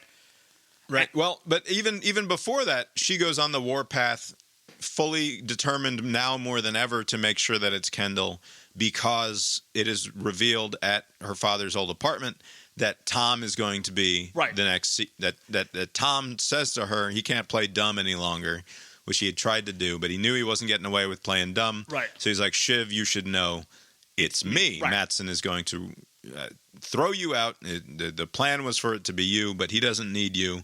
He has anointed me to be the American CEO. Right. And that sets her off. Right. She's furious about that. And just to add one more layer to that is the reason why the siblings got together and eventually decided on Ken is because Shiv, who was thinking she was going to be the U.S. CEO, information came out through Greg, who, by the way, live translation, that was neat. He's like, I don't know, these fucking Swedish people are saying, I don't know, is the technology good enough to do that? If somebody, can you stand by? Yeah, it is, I think. Some random person. Yeah, you can just talk it, and it will do it for you. I'll set that up for the French-Canadian language. I'll try it this weekend. You can't do it while being discreet, which he wasn't being. Right, but nobody thinks that highly of him, so he could just be anywhere, and no one will be like, oh, let's nuts. Right, and they're all on their fucking phones all the time anyway. Right, so it didn't look like he was doing anything. It looks like he was just on his phone. But so Shiv is thinking, I'm going to be the king shit of this sibling rivalry, right? She thought she was going to come out on top. Her brother tells her, you need to start making some calls because you're getting shivved out of that spot. And she's like, oh, fuck, I'm not going to be that. So she learns that. Then she settles with, okay, fine, Ken, begrudgingly will go with Ken. Then she finds out her husband-ish all along was getting this job, right? And so she's like, okay, so he's either going to get it, my spouse, or my brother, And I guess her decision was like, I'd rather be second fiddle to my husband than second fiddle to my brother. Was that her calculation? I don't know if it was purely because there's either if I can't have it, no one can. Right. Like there's a little bit of that. Right. And like if I align myself with my husband-ish, then that's sort of me having it. But it's also possible that she, like Roman said, like, this is all bullshit. We're bullshit. Like, no one should have it. Right. This should just end now. Right. Which could have been the... I don't think that she does not have any of the self-awareness that Roman suggests that he has in that moment. In a it didn't seem purely selfish. It seemed a little bit, let's just end this. Because I thought that the opportunity for that was the night before. Like, if they just said, I want to be the person and you want to be the person and Roman wants to be the person and we can't agree on one of us, so because of that, let's just call the whole thing off, sell it. By the way, all these people who are weeping, like Ken and Roman drinking, they're like richer because of these transactions. Like, it's like they're doing well. They have something like literally $1 billion to their name each I don't now. feel sorry for a single one of them. It's like, these shitty people like made out and they're complaining. It's just kind of ridiculous. But like, to me, that seems like it was like a in the moment decision because the points that you're making, Loury, those are all valid, but those were valid the night before, and they could have been made then. But I don't think she felt that the night before. So you think she came to that realization in the moment, and she was like, "Oh, fuck this, I'm gonna." That's what it felt like watching it at the time. To me, it felt like a sort of moment of like, I don't want this. Right. I don't want it. I don't want them to have it. They don't know what they're doing. I don't know what I'm doing. No one knows what they're doing. Except that she could have been done giving it to Kendall and then fucking off. I think that this... Yeah, but then there's the part where she doesn't want him to have something that she doesn't have. Right. I think that her motives are largely selfish in the following respect, which is that first of all, she's going to get paid, right? So she's going to make the big pile of money through this deal, even if half of it is in stock, which it is. But given that fact, does she think that Kendall would be a better steward of that stock price of the non-merged company than Tom and Mattson will be of the newly merged company? Like, presumably they're going to be all right here moving forward. So I think that there's a clear financial incentive for her to say, I'm out and I'm cashing out, and also I still get the benefit of having my husband be the CEO of this company. Puppet CEO, right? I mean, he agreed on the terms of he's just the puppet. He'll absorb any flack. A pain sponge. He's a pain sponge, as Mattson says he wants. What do you make of the lobbing out by the way, you killed somebody? Like, I know that they were in a conference room separate from the other conference room, even though there's glass everywhere. And pure rationalization by Shiv. It's just Shiv trying. But also, that's like actionable. Like, that's a crime that you're just throwing out there in your little. Also, by the way, like, he's not a murderer. He didn't kill somebody. But it's like, there was a car accident, and like. I don't even think that he could be reasonably convicted of manslaughter. Like, it was just... But of the cover-up, right? I mean... Right, the cover-up becomes the problem. But, like, I again, it's television, so it has to be silly, but... But do you think that moment was was that like a reflection of how, like, careless she was being? Because that's a very reckless thing to do. I mean, you can make a very rational argument as to why her choice makes sense. But the flailing about and the reckless way she went about it just seemed like she's reaching out for anything to justify her decision, right? And so she's choosing the most ready-to-hand, hurtful thing that she can come up with.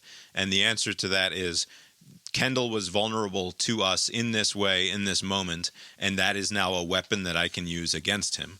And it happens to be the case that it would be very bad for that information to come out about the CEO of this corporation, right? Like, she's not wrong that if this information eventually were to be made public, it would be very detrimental to her financial situation.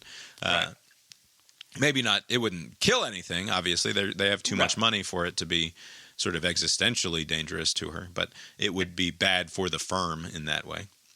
these siblings have said terrible things to each other, about each other throughout the 4 seasons, right?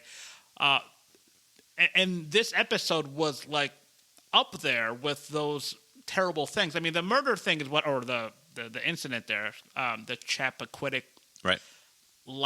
Incident. But then Roman, earlier on, I guess got this weird thing where, he wants to feel pain or whatever. So, his brother was doing some weird, huggy, I'm going to bruise Bob was relating hard to Kendall in that scene. I wasn't relating hard to it. I was, so Kendall, it looks like Roman is sort of losing his nerve in the moment to actually walk into the conference room and vote no to the deal. And Kendall cannot abide Roman losing his nerve, and he's probably afraid that if he doesn't show up, then he won't be able to fully control what's happening, and he doesn't want Kendall to lose his nerve so much that from a speakerphone in the next building over that he just votes yes to be done with it. And so he sort of hugs him and inflicts some pain upon him. He tears his stitches open in an embrace, right? He pulls him in so tight and rubs his head against his shoulder so hard that it inflicts pain, which is a trick that he learned from Logan about how to control Roman, is by doing sort of small amounts of abuse here and there. Kicking a dog or something? Right. What I was reminded of in that moment was Tony Soprano killing Christopher Moltisanti to spoil the end of Sopranos Thanks for spoiling. I mean, I haven't. I'm not in that season, but I owe it because it's such a popular show. It's a cultural touchdown, right? We all know. I still haven't seen it. I thought you were referring to leaning down to kiss Chris and biting him. No, it's not. That was something that 2-year-old me did. I would pretend to kiss my newborn brother and instead bite his face, because fuck that little rotten piece of redheaded shit. But. No, when Tony kills Christopher, it's not an embrace. He chokes him. Christopher is they've just been in a car accident. Christopher admits to being high, which he's supposed to be in recovery, but instead, of course, he's not. The accident happens because Christopher is high and distracted, and it could have killed Tony. But further, Tony looks over his shoulder and sees the destroyed car seat. That it's an empty car seat, but nevertheless, the potential here is that were it not this particular arrangement of me and my so-called nephew here, it would have been his kid who would have died in this accident. And Tony realizes that he has an opportunity to just sort of snuff it out. He can reach over and he suffocates Christopher, who sort of dies choking on his own blood. When his life probably would have been easily saved just with paramedics or what have you. Right. There's a way that it felt like an echo to me to some extent, because Kendall probably believes he's doing what's best, or can justify it in his head that he's doing both what's best for Kendall, but also what's best for Roman in that moment. That Roman simply is having a momentary flight of illogical fancy here, and he's being a coward. And if he regrounds him in this moment, then it will be what's best for Roman. Kendall probably firmly believes that. Just as Tony probably believed in that moment that he was doing a sort of a mercy kill of Christopher in that moment, that Christopher, by virtue of his personal failings over and over again, essentially that any life that he would have after this is an impoverished life in some way. Tony can justify that action to himself in that way, in the same way that Kendall can in that moment. It's not an exact parallel. It just echoed for me in that way. What do you make of, with this poor treatment the siblings are throwing at each other? So, in that conference room thing where Shiv says the thing about the whatever, Roman said something that's kind of, I don't know if it was mentioned before, but he was saying that the kids of his, of Ken, right, they start talking about bloodlines, and it's like Shiv says, what do I do about my, I've got to look out for my own kid, and this is the continuation of the family name. And Roman brings up that Logan had previously disparaged Kendall's children as not being sort of trueborn of being. Yeah, because Kendall goes, "I'm the eldest boy." Yeah. He says, "I'm the eldest," and the response to that from Shiv is perfect because you're not, right? Like Connor is the eldest boy.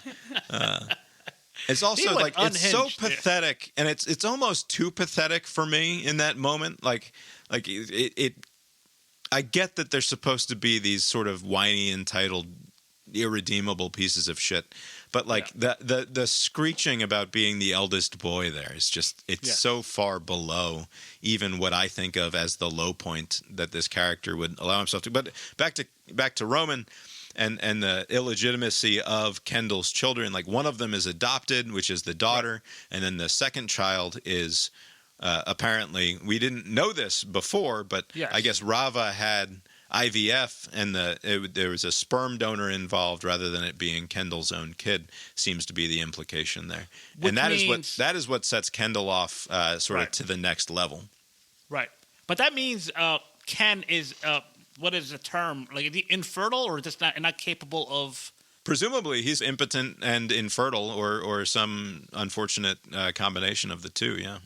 Okay, so that would because when that scene happened after the episode ended, I was thinking, well, boy, if you add that to the dynamic with his father and him, I'm sure like that Logan did not think of great things about like his kid not being able to he's like these old school type of people. He's like it's not the first time Kendall has caught wind of Logan's disapproval of his inability to properly reproduce, which is something outside of your control, right? I mean, it's not like which is why Rava doesn't bring which is why Rava's whole thing about not bringing the kids to the funeral is probably informed by her feeling that Logan never treated the kids, never fully embraced the kids as his own grandchildren because they're not of the correct genetic line.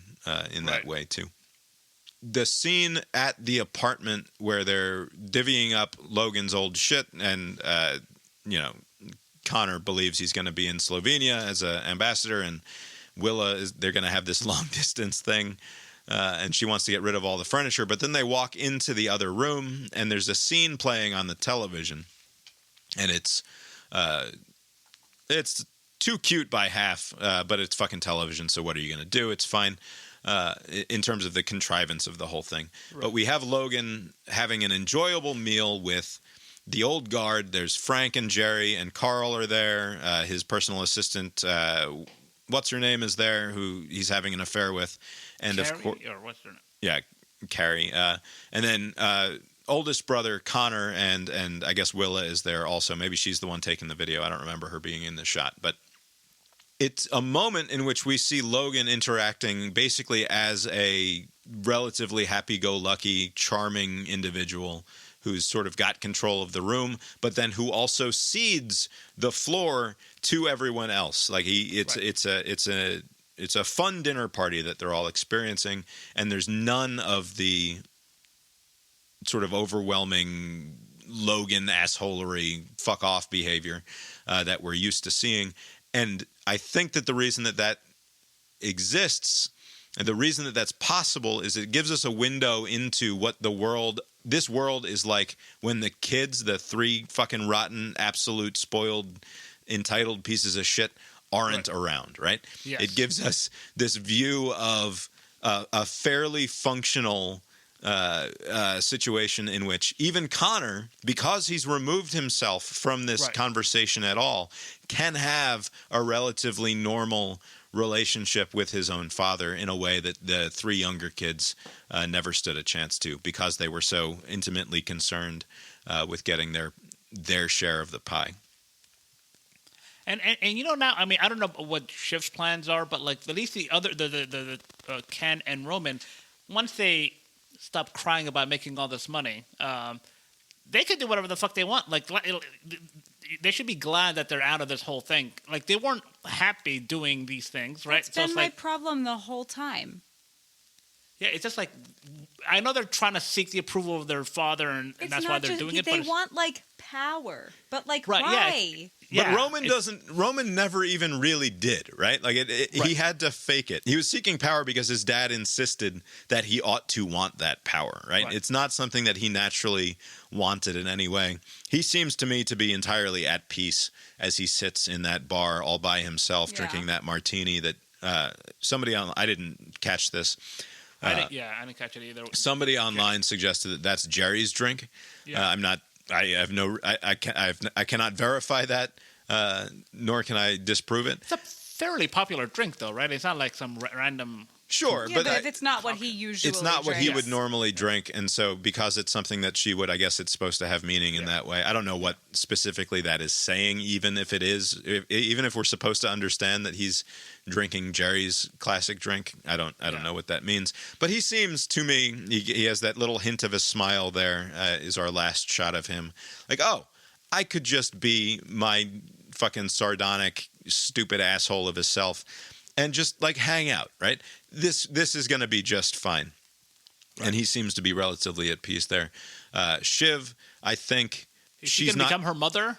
Yeah, I don't think that she's going to be comfortable being the CEO's wife, right? She doesn't want to be known as the wife of Tom Womgans, but at the same time, it is one way for her to sort of get out. Like she's got this enormous pile of money, and if she wants to go be a society lady, she can. If she wants to run a nonprofit, she can. If she wants to do the thing that she's best at, which is advise people. Because again, as you point out, like these are people who are just reacting to the momentary circumstance.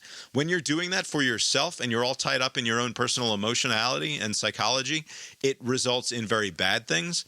When you can look at somebody else's situation and see it from a more objective point of view and then give them advice as to what they should be doing. Like all of her advice to Matsson checked out. All of her advice to Gil or the political campaigns apparently largely seemed to check out when it was followed. So she's good at that. She could find a way back into that world, presumably.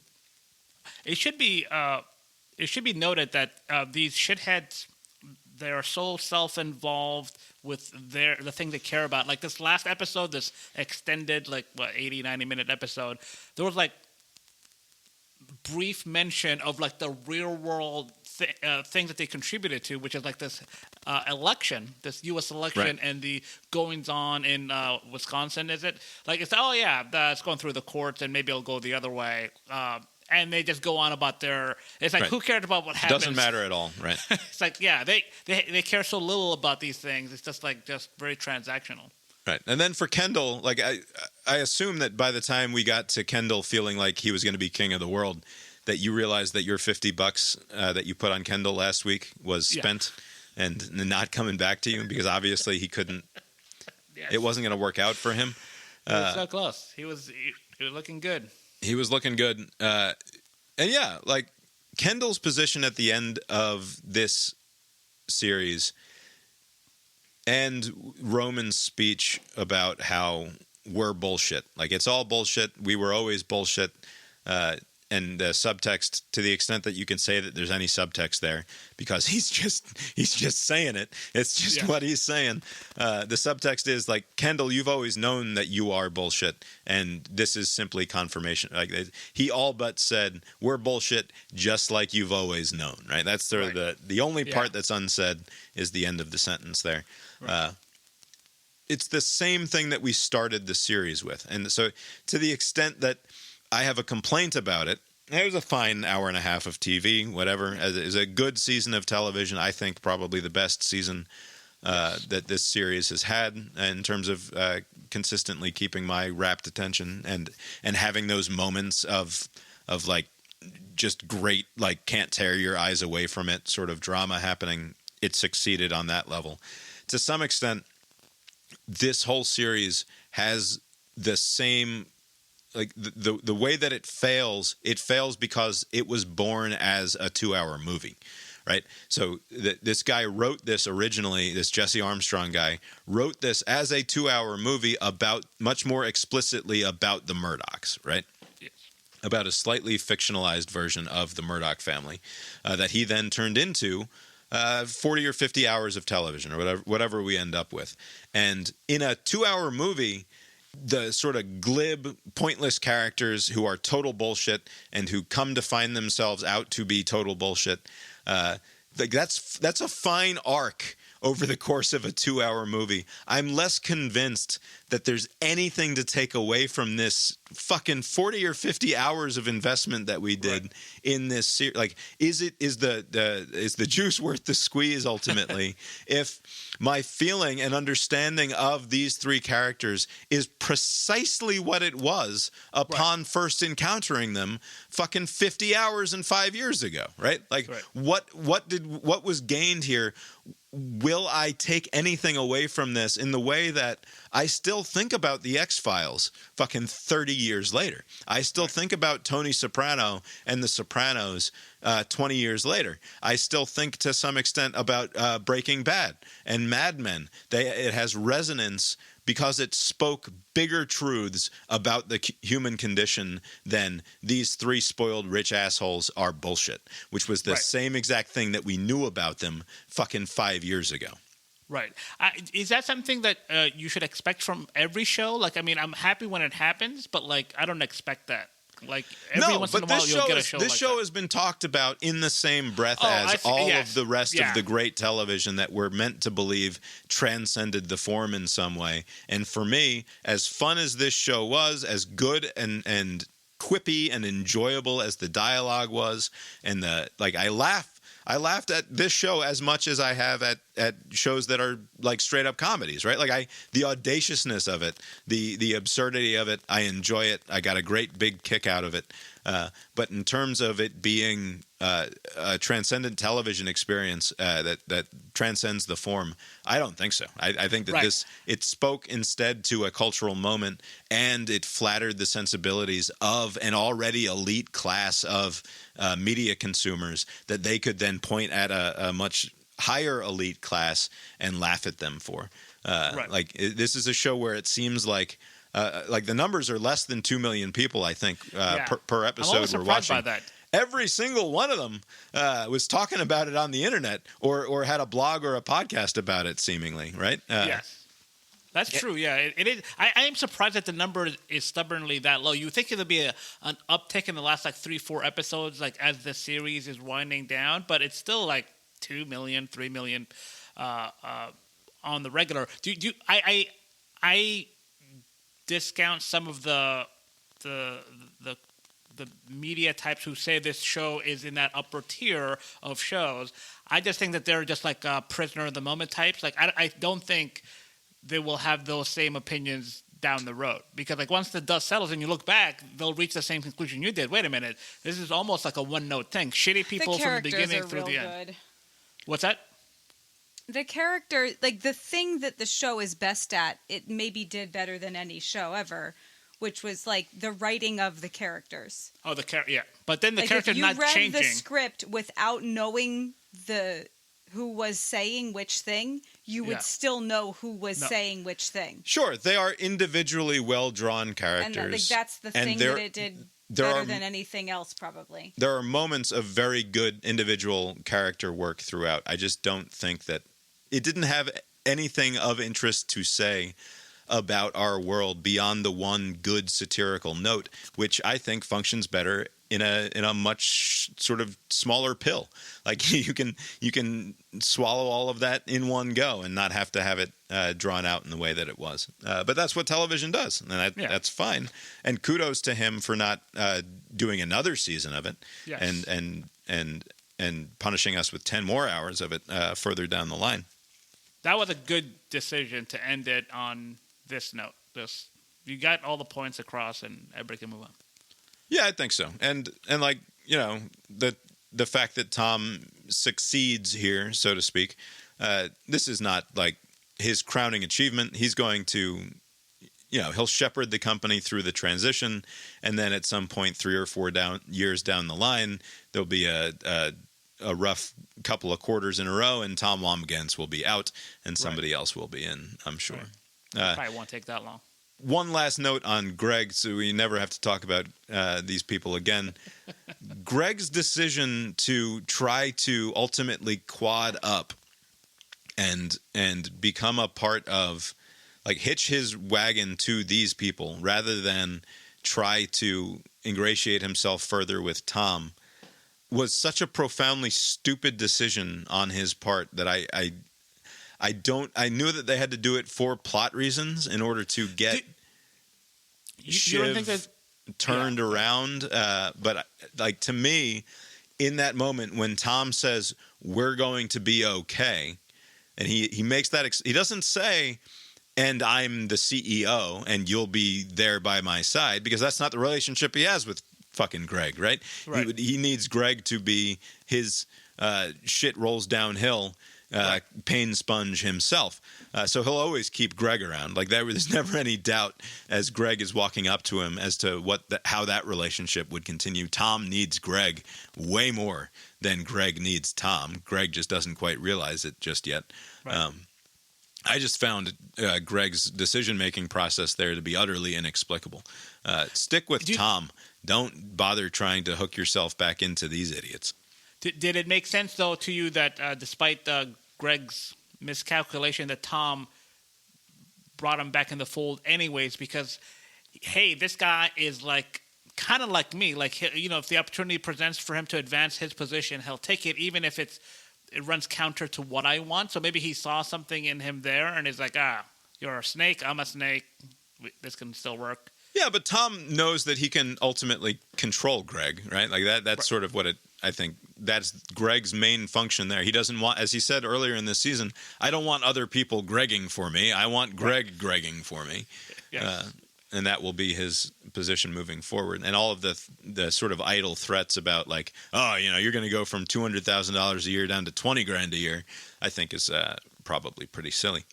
Right. It's useful to have family members, as dumb as the corporate world is, and the fact that it is useful for Greg to be there, presumably that he serves some sort of function there. I also don't understand, and I'm sure that there's a reason for it, why Logan's brother was such an obvious solid no on this. Yeah. Why does that go without saying? I don't fully understand why that would be the case, when you would think like Ewan would just be just as happy for him and his family to wash their hands of this entirely. I don't get it. Right. Yeah. But overall, again, fine. Perfectly good TV. But for me, not that much more than perfectly good TV. Abe, have you got anything else for us tonight? Nope. Well, I guess that's all we've got for tonight then. We will talk to you next time. Later.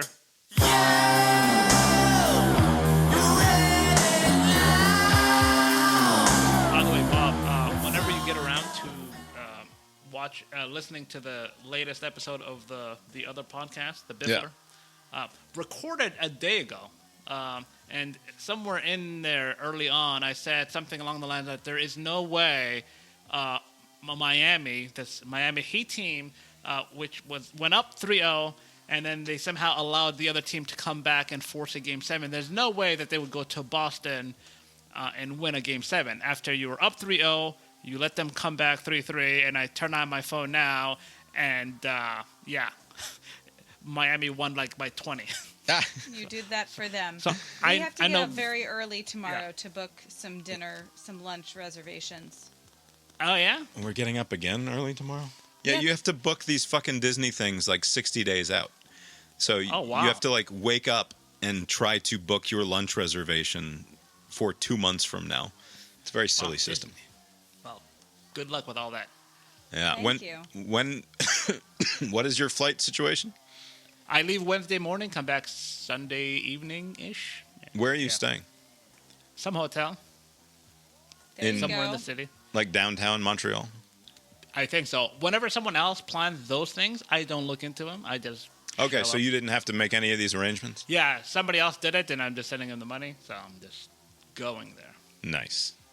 Well, fucking have fun. Do you have like a set itinerary, or is it just like let's walk around Montreal? Yeah, somebody came up with like a general outline, like hit these things each day, but like, I'm sure we'll do some other things. Nice. Well, take notes. You got to have French-Canadian anecdotes for us next week. We'll do.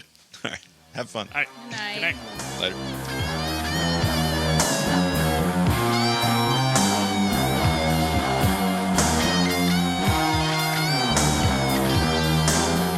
What is that? Oh. How is it? It tastes more or less like a Guinness. If you like the taste of Guinness, I don't. it's a remarkable facsimile of Guinness beer. They did a good job. It's like Coke Zero. Are they like the closest to? Now look at that. It pours a classic Guinness head. Yeah. It's a very believable Guinness. Yeah, it's actually not bad. The next step is to do a car bomb with a 0% alcohol Guinness and a 0% bourbon or Irish whiskey, rather. Yeah. And a 0% Irish cream. It'd be really disgusting, I'm sure. That's too many things that they have to get right. It's almost impossible. The bourbon that we had was so disgusting. Yeah, the bourbon was awful. You were here for that. Like we threw it away. Yeah, we didn't even keep it. Put it right down the drain. They know that, right? Yet they still were like, all right, this is ready to market. Maybe that's the idea, to get people to quit alcohol. Like, fuck this. It tastes like shit. The proceeding was created with 100% human content.